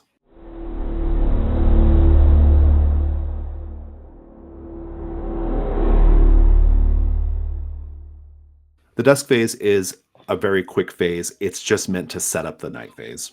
Now, in the new edition of the game, here I would ask you which type of night phase you want to have. There are two types of night phase. There's a London night phase, and there's a Hargrave House night phase. For this first session, we're going to do a London night phase. But in future sessions, you will have the option of picking. But just as a little preview, the Hargrave House night phases get you no closer to solving any of the threats. And that's where the countdown comes from. So they are pure self-indulgence phases.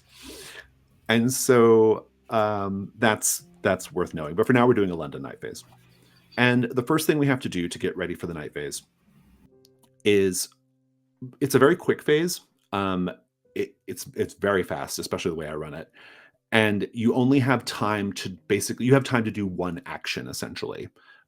Maybe you're at a place and you look for a person and talk to them, or you go research a particular problem or something. You can do one thing basically in the night phase. Now, I said earlier that the night belongs to me, right? The day belongs to you, the night belongs to me. You can tell me what you want to do. It doesn't mean that's what you're going to get to do. I may have other ideas, but I like to hear your intentions at least. So at this point, I'd like to just go around the table and just ask everyone, what would you like to do for your night phase action? I'll start with Haskell, actually.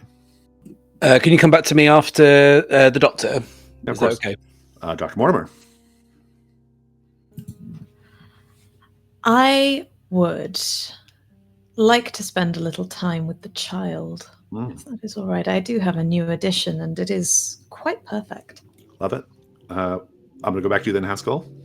In which case, I, under the misguided belief that I am firm friends with those sailors, are going to return to the area of the Dog and Whistle to see if anything goes down, because I got a feeling that it could. Yeah, but you saw the lurker. Fantastic. What would you like to do for your action, Ms. Quinn? Take a long bath and wash all that filth off myself. Fantastic. I can work with that. And Ms. Jean-Baptiste. I think I need to find a bit of morphine for the night ahead. Indeed. Oh, you have that move, too, that lets you walk around the streets of London at night, right? I do. That might be a thing worth doing also, if we're at the same time. Maybe. Yeah. Yeah. Fantastic. The next thing we have to do is I have to introduce what's called the unseen. Now, the way the night phase is going to work is we're going to have this scene called the unseen. The unseen is a scene that's taking place somewhere in London on the same night as what you're all doing. And we cut back and forth between that scene and what you're all doing. It's very cinematic in a sense, and we bounce back and forth. The purpose of the unseen is to create some thematic or visual connections between the two, between whatever the hunters are doing and whatever's happening in the unseen. The unseen is not directly connected to the story. The characters we meet in the unseen will never meet them again. The places that we talk about in the unseen will never go there again. It's strictly out of character and it has no direct connection. It is solely there to create vibes and themes and mood and yeah, that's vibes basically. I'll give a little example since this is going to be our first one. If, for example, the unseen is about a sex worker dying of consumption, one of you might narrate that person coughing blood into a bowl, right? Because that's what happens when you have TB, right? Coughing blood into a bowl. What then might happen is someone else in the hunter scene might narrate a bowl of vivid red flowers or something, right? That is what we call an echo in the night. And that's what you're trying to do with the unseen. You are trying to create these little connections between the two, right? If you get an echo in the night, you also can get experience points at the end for doing that. This is also a good time to mention the Dawn questions as well. You have all selected some Dawn questions as part of character creation. And in the first session, I let you make an adjustment to those now if you want to change your questions based off what's been happening. But if you're happy with them, just know that your experience points also come from those questions. You have to be able to answer yes to those at the end in order to get an XP. Let's see, what else? So yeah, you make these little connections. They're called echoes in the night. Echoes in the night also go in the other direction. So like you can narrate something that your hunter's doing, and then that can reflect later on in the unseen. And also you don't have to connect to your own thing. It can be like you can connect to someone else's thing that they narrated, right? As long as there's a connection between the unseen and the hunter scenes, you're good. Let's present the unseen at this point.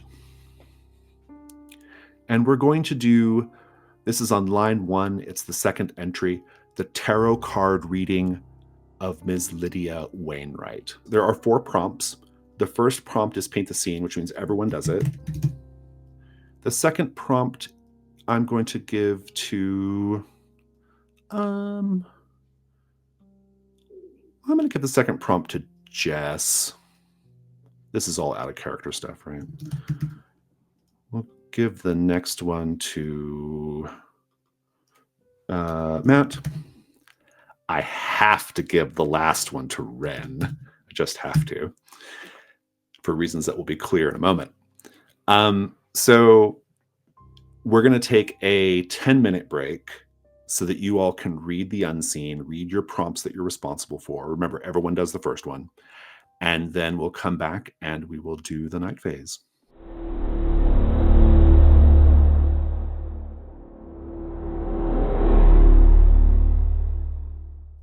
The tarot card reading of Ms. Lydia Wainwright. Lydia Wainwright is a young woman of 19, born into a respectable family. Her mother has commended her to marry Edgar Thornton, the son of a wealthy industrialist, but her heart belongs to Samuel, a poor but very handsome chimney sweep. Lydia has snuck off in the night to the home of a fortune teller, seeking guidance on this matter. Everyone, let's paint the scene. As Lydia enters the home of the fortune teller, what do we see that shows this place has real magic? There are candles here, burning, dripping with wax in small mountains and stalactites upon the floor. But the candles themselves do not burn down. They remain ever alight. There is, at the center of the table, a crystal ball, which would seem hokey, but whenever someone's not looking at it, it shifts its appearance as if kind of mercurial inside. But when you do look at it, it's just a glass ball. As Lydia enters through the door, that little gust of wind from the outside world unsettles the various glass droplets and crystals that hang decoratively around the space, and as they clink together, they play out a little tune, which doesn't sound like anything much, except to Lydia, who does something of a double take, sure that she's heard her beloved Samuel whistling the same tune. As the curtain lifts and the fortune teller emerges, there is something that crashes into the darkness, something that shifts, something that moves just out of her eye line, something that when she looks she can't see. I want to just take a look at everybody, how you're dressed, how you're appearing in London or at Hargrave House tonight. We're going to start with Haskell. Haskell, strictly speaking, you're off duty. Do you dress down as you head to Limehouse? Not especially. Dressed very functionally, wearing a heavy coat to keep out the cold. I know it is an unseasonably warm day, but I've lived in London long enough to know that it's not going to stay that way. And I am definitely taking the cane/dagger with me for what little good it might do against what we're facing. Ms. Jean-Baptiste, what does one wear to walk around the city gathering dark forces toward you? Phoebe is dressed as she often is, just a dark cloak around her shoulders, covering her very simple clothing. Her hands tense and folded in front of her, fingers itching against each other. Dr. Mortimer, you are very much not off duty. How do we find you? In the bowels of Hargrave House, behind a door, behind a study, behind a bookcase, down some stairs and through a great oak door, there is a laboratory. Within it, a cold metal slab. And upon the cold metal slab, illuminated only by flickering candles and lanterns haphazardly taken from where people would not notice they had gone, in their light, a body is beginning to form upon the slab. Feet first. It's funny how these things work. She has collected maybe other body parts before, but they do not fit. They were not quite right. These feet are different. And she is dressed entirely unsurgically. Her white shirt is simply rolled up to the elbows with the arms. The tie is off, the waistcoat undonned. She is comfortable and intimate with what is about to occur. Ms. Quinn, we've seen how everyone else is dressed tonight. Are you dressed at all currently? Miss Quinn has donned a kimono-style, sort of billowing-sleeved dressing gown of sorts in silky fabric, but it's tied loosely as she approaches the claw-footed bathtub, which is piping hot. Let's go back to the tarot card reading. Jess, the first 2 cards drawn from Ms. Wainwright in the 5-card spread are the Lovers and the Ace of Wands, the latter of which is typically associated with passion. Speaking in the voice of the fortune teller, please begin telling Lydia what you see in the cards.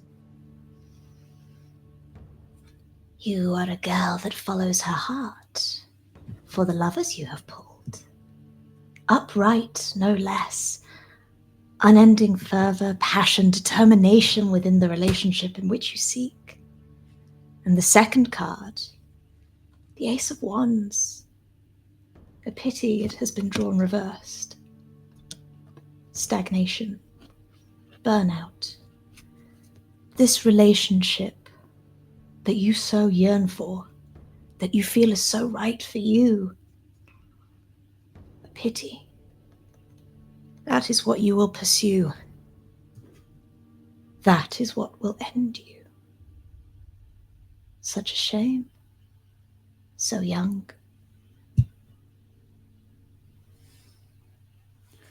Haskell, how do you know the lurker has been watching you as soon as you entered Limehouse tonight? Haskell has felt like the lurker has been watching him from the second he saw the lurker. It always feels like a presence just out of reach.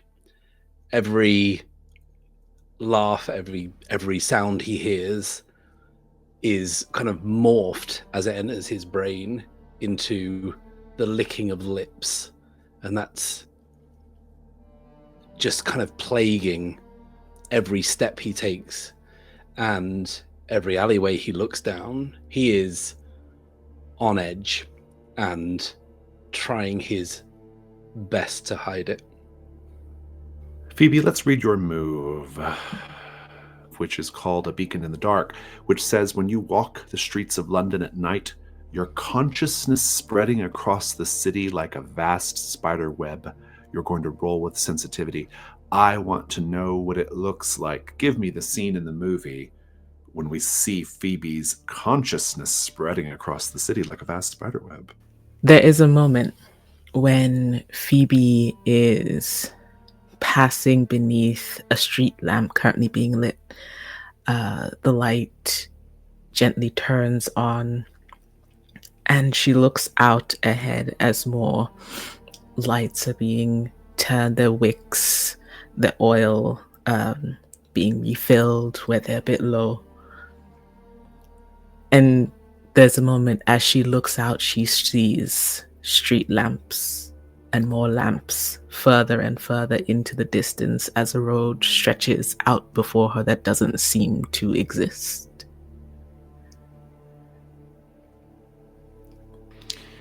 Ms. Quinn and Dr. Mortimer, you're engaged in your various activities. When you hear the unmistakable sound of music, not quite a symphony, but certainly a lot of players, out on the square in front of the house. What do you both do in your different places? Would this be music I recognize? Possibly. I didn't have anything picked out, but it's some sort of classical piece. All right. Then Cecelie will sigh and say, is he trying to serenade me again? Right. You could go out to look out your window to see whoever it is. Yeah. She will. She's slightly curious. You cross the room and you look out the window and you see what appears to be a sort of, I'd say it's like an 8-piece little orchestra set up in the square in front of Hargrave House, playing music. And there's a little makeshift stage where a ballet is going on in front of your home. Dr. Mortimer, what do you do when you recognize the piece, Dr. Mortimer, from your dungeon? As that melody creeps down the stairs, a different age almost washes over the doctor. And she blinks in recognition and grabs for the dark cloak, throws it over herself, and runs up the stairs as fast as she can towards that music, that light, that life, and throws open the front door and stands in the sort of porchway that I would assume a house such as Hargrave's has. Indeed it does. Let's go back to the tarot card reading. Matt, the next 2 cards drawn are the 5 of Swords, typically associated with violence, and the Fool, which represents the beginning of a journey. Please continue the reading. Lydia shudders slightly as another wisp of wind creeps under the door and sends those chimes jangling again, but this time perhaps not such a simple melody, perhaps a more elaborate, multi-parted melody rings through the room. And the fortune teller turns over the 5 of Swords and slides it ominously towards her on the table and says, "You've heard a rumor of what a potential bow might be capable of. It's regrettably true." And Lydia thinks to a rumor that she dismissed out of hand of Edgar being involved in union busting and pretty heinous violence against people just striking for their rights. And she didn't want to believe that it was true. But something about the way the fortune teller says it, she is instantly convinced. And the next card comes, and it's the Fool. And the fortune teller says, that path is already underfoot, and there is no turning back. Ms. Jean-Baptiste first. Please, if you wish, you can go ahead and trigger this move. Roll with sensitivity.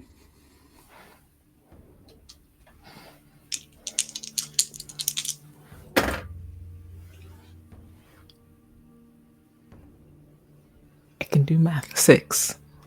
A 6. A 6 is a miss. Let's read what happens. It says, well, normally, on a hit, you would be immediately confronted by a threat or a personified danger related to the threat. You can ask them questions, etc. On a 10 plus, other things happen. You got a miss, which means the door is open wide for me to do as I wish. I'm going to tell you what's going to happen, and you can decide to avoid that fate after I've narrated what happens. But here's what happens. You find yourself unintentionally, but clearly tracking Haskell. Haskell has gone to Limehouse. Haskell is doing the work of Hargrave House, and you find yourself tracking his movements. You see him ahead of you. You see him cutting this way and that. You see him going back to the Dog and Whistle, which you would have heard about earlier. You see him, and then you taste blood in your mouth. You have expanded your consciousness a bit too far, perhaps, and you now find yourself on the hunt. I'm going to swing in Haskell, though, and say, Haskell, you are being hunted by the lurker.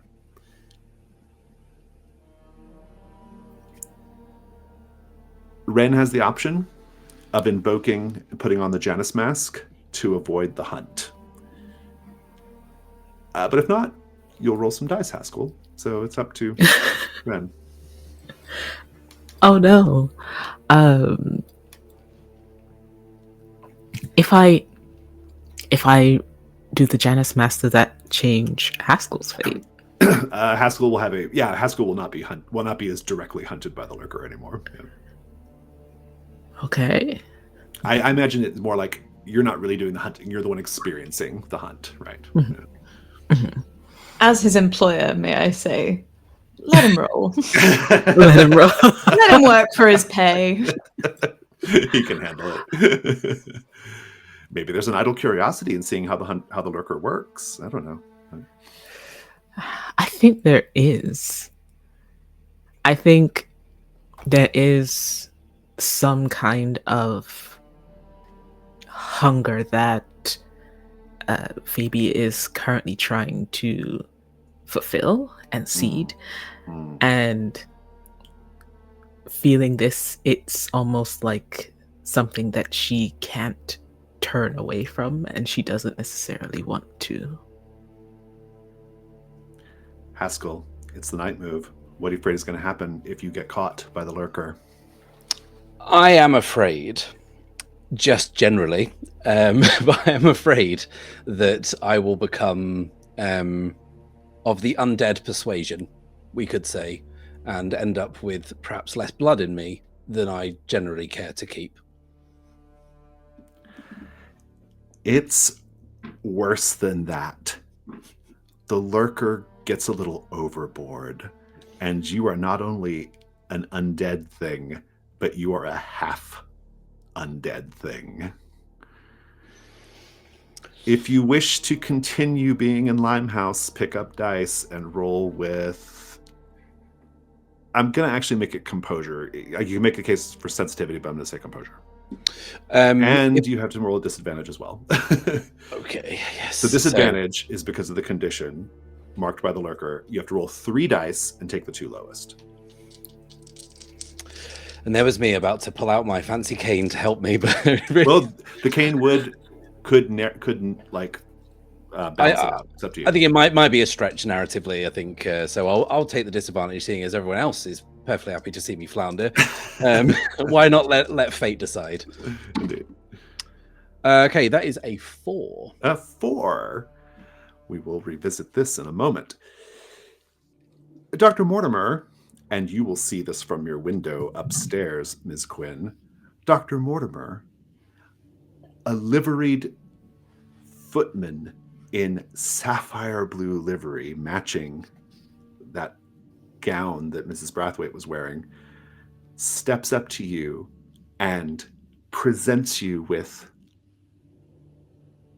a letter, a card that indicates, or just says, I thought you'd enjoy a little entertainment while you work. Signed, TB. At no point do Mortimer's eyes even look to the letter. At no point do they look at the man in front of her. They are transfixed on the dancer on the stage. She takes the note absently and proceeds to watch. Ms. Quinn, when you realize that this fantastic display, no doubt put on at great cost, is not for you, but for the pallid, blood and flesh obsessed Dr. Mortimer, who spends most of her time in the basement, how does that make you feel? Cecelie says, for the benefit of absolutely no one, for she is alone. Ah, well. That's a relief. She picks up the crystal decanter that she keeps close to her bathtub, pours herself another glass of whiskey, and enjoys the sensation of that burning liquid trickling down her throat.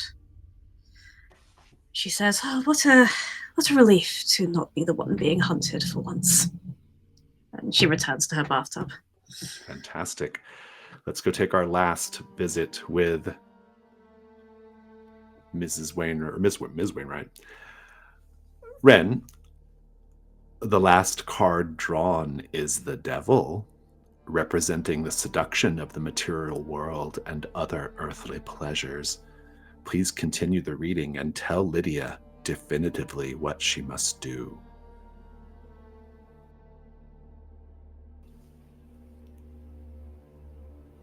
You find yourself caught, but something within you craves something.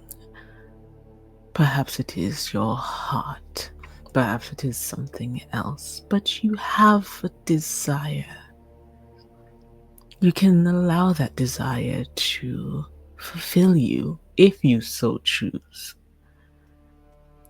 And I think perhaps, should you allow yourself to feel to your heart's content, you might find satisfaction. You might find relief. You might find a solution. It is not for me to say, give in to what you want. But I think that is your answer. The reading is as thus, and I am but a channel to ferry you on your way.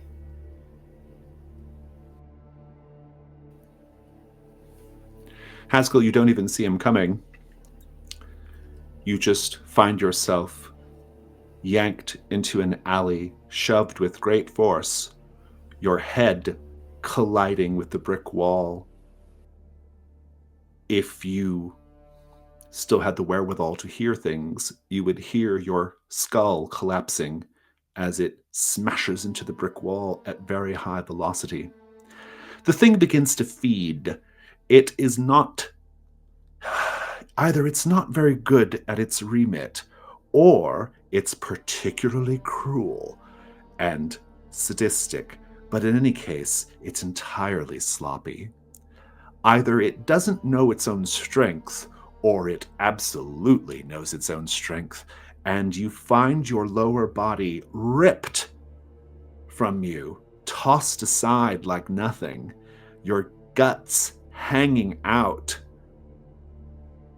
blood pooling rapidly all around your body.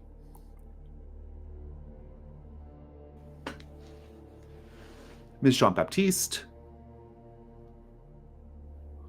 what does Haskell's blood taste like?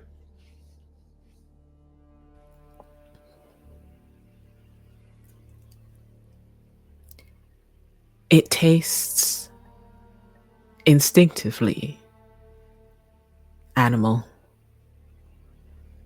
And then something sweet, honeyed almost. She finds herself pulled deeper into this sensation, this warmth, this sweetness. It's like nothing she's ever had.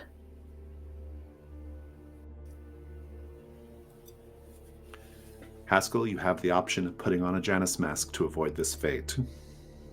As much as I'd like to bow out now and leave you all a couple of hours into this, I will 100% be marking the Janus mask. Very well then, that was just an alternate timeline, an alternate world, like our friend in the sun mask might say. Instead, we see you just with a chill, sense that things are bad, and you head back to Hargrave House for the evening, concluding our night phase. But before we go, one last little thing. someone else tonight.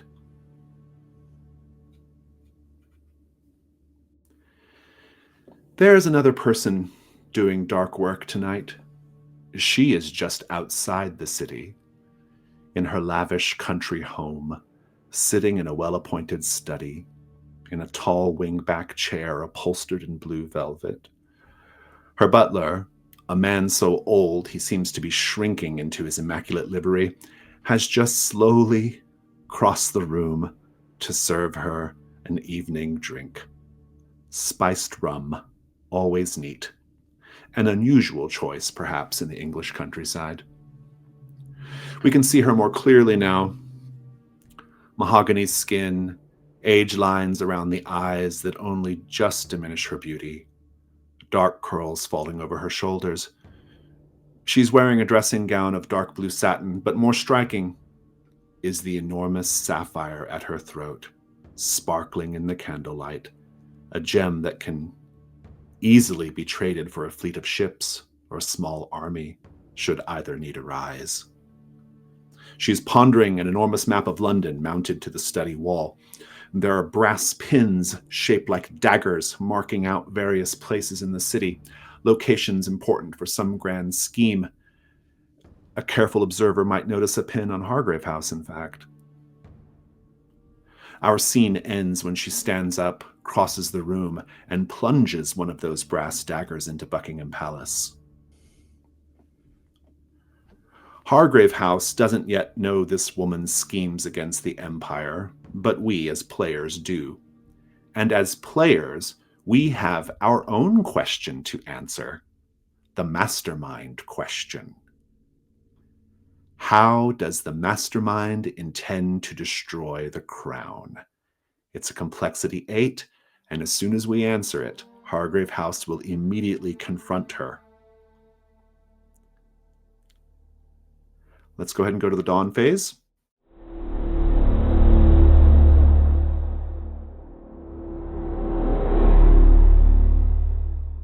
Dawn phase is really straightforward. Again, just a quick kind of end of session thing here today. Dawn questions, dawn questions. Everybody has dawn questions. Let's go right to left. We'll start with Ms. Jean-Baptiste. Okay. You all have the same first two questions. Did you answer a capital Q question and did you resolve a threat? And we haven't done that yet, so we can ignore those two. However, echoes in the night. Wren, do you think you got an echo in the night tonight? A possibly ephemeral connection between the unseen and the main scene? And if anyone spotted one, you can also call it out too. I wonder if there's something to do with passion, because that was what your reading was about, but I'm open to other ideas. I think with Haskell's bit of the reading, with the path being set in stone, and then seeing that the lurker was on Haskell's trail, and you were on the path. Yeah, you were on a path. Yeah, that's great. Love it. Perfect. A+. You get an experience point for that. Yeah. Did you have a face-to-face encounter with a dark entity? Yes, you did. Did you counsel someone using your supernatural affinities as the basis for that advice? No. Okay. So you got 2 XP. So you'll mark those 2 XP boxes on the track down below. Now, this character keeper is old. The old version of the game, it was 5 boxes. It should be 6. And so for your 6th one, you'll just unmark all the boxes. That's how that'll go. And that's when you'll advance. Okay. But you've got 2, so good job. Let's go to, see what we got here, Michelle. Did you get an echo in the night? Not sure I did, you know. I I'm think thinking there about- were... Sometimes they're subtle and they're subconscious too. Sometimes they're not intentional. I think there were connections between myself and the other hunters' nights, but I'm not sure if it connected to the reading in a way that I can see. We'll keep thinking on it. Let's go to your other questions. Did you express a clear preference for the beautiful over the mundane? Yes. Did you secretly show a vulnerable side to someone? She very much did not show that vulnerable moment to anyone. I don't think so. Yeah, you were pretty hard-edged today, I think. Yeah. So you've got 1 XP unless we think of an echo before we're done here. Let's keep going to Dr. Mortimer. Same thing, Echo in the Night? I think so. I think between that melody and the passion described, that the extension of a romantic gesture, and then the fervent passion, sweetness of blood. I could feel that sort of frenzied romanticism rising. I love it. So I'd pop that. Did you dismiss the possibility of a supernatural explanation despite everything you've experienced? I call this the Dana Scully question. Hilariously, I don't even think she entertained a supernatural thing at all. It's all science. Did you secretly engage in romantic or emotional behavior at odds with your aloof logical exterior? There at the end you did, right? Yeah, absolutely. Haskell, did you get an Echo in the Night? I did.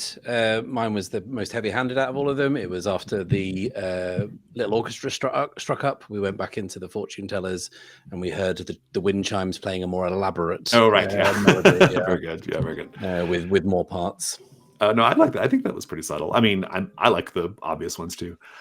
Did you have a scene showing your secret private life in London? I don't know if you had a chance to. I did. I stole the apple from the apple cart from the. Oh, that's right. That's right. Yeah, you did. Did you engage in a petty reprisal of someone who angered your employer? No, I feel like I should be pretty aggrieved at my own treatment as an employee.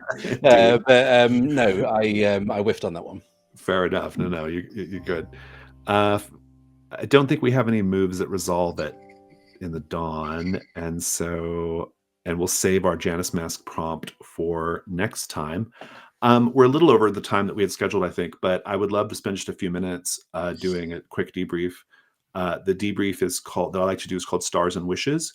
Stars and Wishes. Stars are things that you enjoyed about the session, something one of your fellow players did, something I did, something about the game. And as many as you wish. And then wishes are things that you hope to see in the story next time. So who wants to? Can I start? Can I start? Please do. We're saying that this group has got the perfect Hargrave House energy because we got to the night phase. The fucking Factotum says, I'm going to go and hunt a vampire down. And these three are like, yeah, we'll stay in. It's fine. And I'm like, well, thanks a fucking bunch, guys. But that's really how this whole thing works, right? But no, just genuinely, I loved the energy that everyone brought. Paint the scenes were all on point.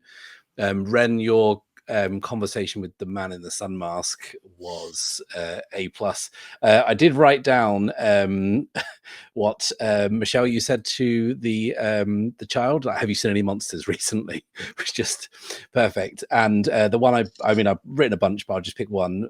My one for Jess was, you really loved sawing that corpse's foot off. in a really ghoulish way. And Jason, your tempo and how you pace the game is just mind-boggling to me, and the way that you just kept everyone engaged by, we all know that you're going to come and put the reins of the narrative in our hands at any point, so we got to be ready. And yeah, I just thought it was an immaculately run session. I will jump in. The embodiment of the characters from everyone here is just amazing. Wren, the way you give a voice to Phoebe, it's slow, it's considered, it's sultry, it is everything you want from that vessel. So like, there's so much complexity in that character and you just bring it out with every breath. It's brilliant. Michelle, as the undeniable, you are quick, you are decisive, you know exactly what you want. There is no arguing. It is perfect. You've been matched to it so beautifully. Haskell, Matt, you you are sniveling and yet you are brave. You have a backbone, but it is hunched. Like I love the dimensions that you bring to this little goblin creature that is also its own person and it's trying to be so desperately. You can see it. And Jason, the descriptions, the on the fly, everything that we're throwing at you, you're coming out with some absolutely like god tier descriptions to match. It's so beautiful. It's so vivid. I can see it all. It's brilliant. So I love everything that's going on at the moment. I would echo everything you've already said.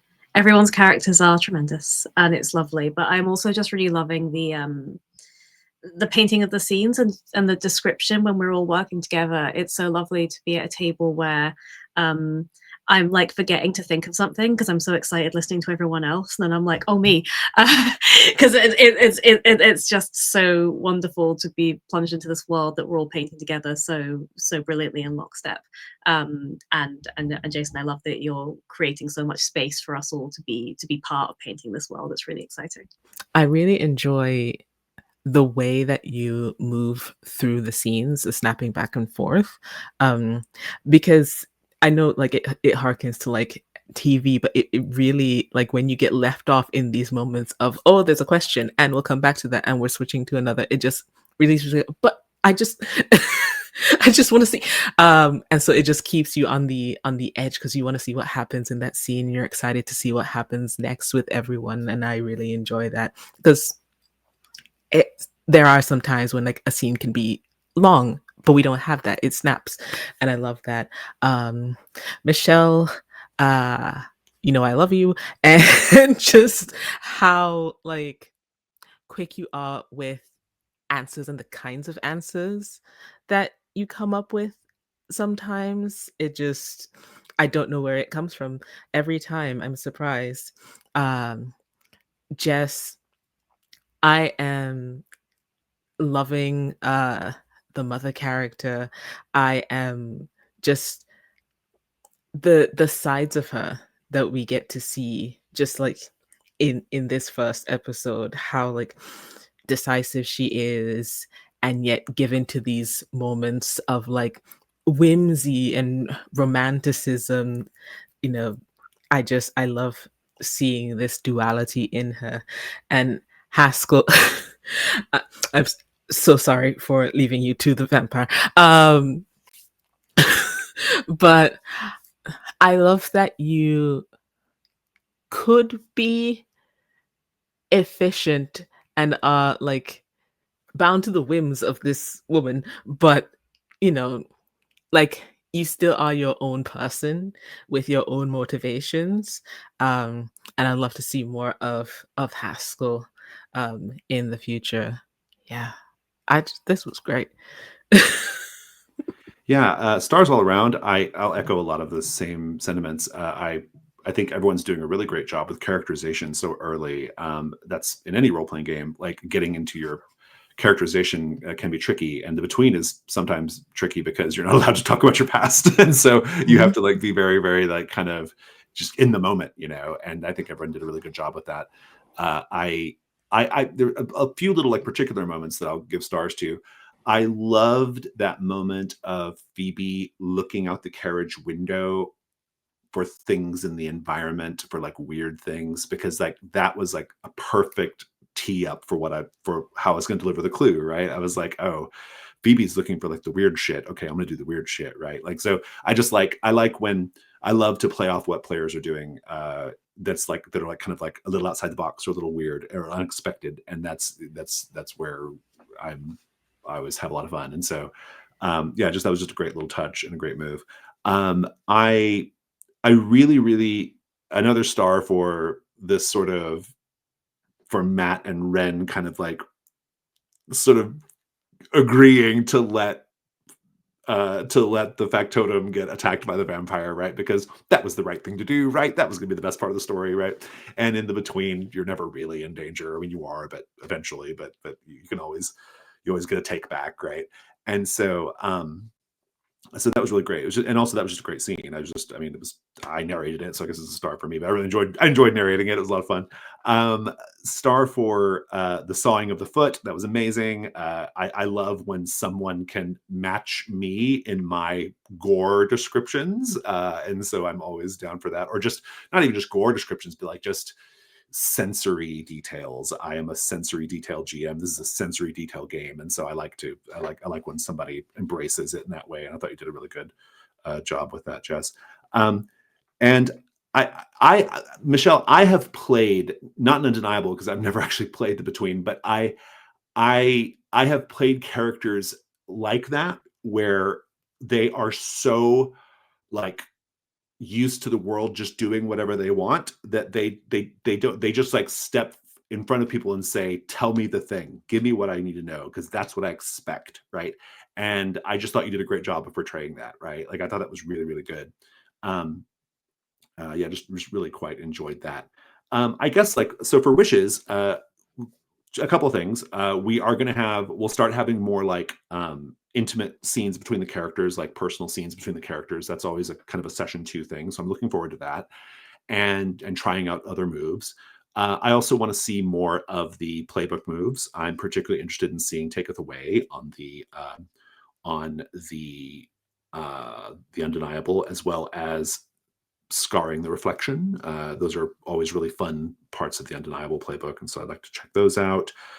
Very excited to hear this Janus Mask narration that we're going to get from the Factotum in the beginning next week, or next time we meet. Homework for everyone. Homework. At this point, I would like for everyone in between sessions to read the portion of your character sheet called The Mask of the Past, if you haven't already done so. And that Mask of the Past is a sort of progression of your character's backstory, right? And I want you to read through those and consider what they mean. And if you want, a lot of players do this, you can actually script out your first entry that you're going to do for your Mask of the Past, and give it to us very dramatically if you wish. You don't have to, but at least think about it. Because even though we don't learn about your character's history and backstory in the beginning of the game is very interested in their history and backstory, but just in a different way. And so my homework task is for you all to go through and start thinking about your characters' backstories in the framework of the Mask of the Past, which is going to be very important as we play. But I think that's all I got. This was a really lovely session. Thank you all. And thank you for having me on your channel too. So. Anyways, thank you very much, everyone, for agreeing to come on, especially those of you who've not played with me before and took a chance on something that, I send people things and say, well, there's cannibalism in this. It's, you know what I mean? It'll be all right, though. It's okay. There's dark sexual themes. We'll be fine. Yeah. Light cannibalism. Light. Yeah. We're in episode 1. All right, let's see how far that progresses.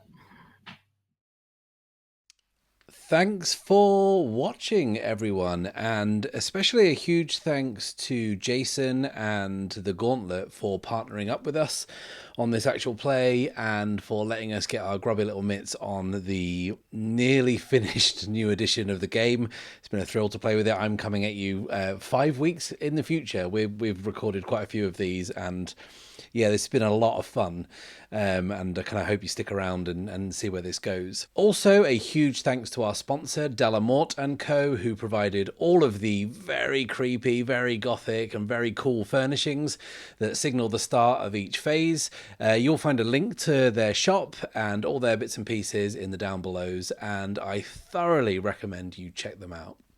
And once again, a huge thank you to my patrons who help keep the lights on here and also allow me to do indulgent things such as this and pay my incredibly talented cast and crew for their time. Thank you, a million times thank you. I'll be back next time, but until then, it's farewell and safe passage.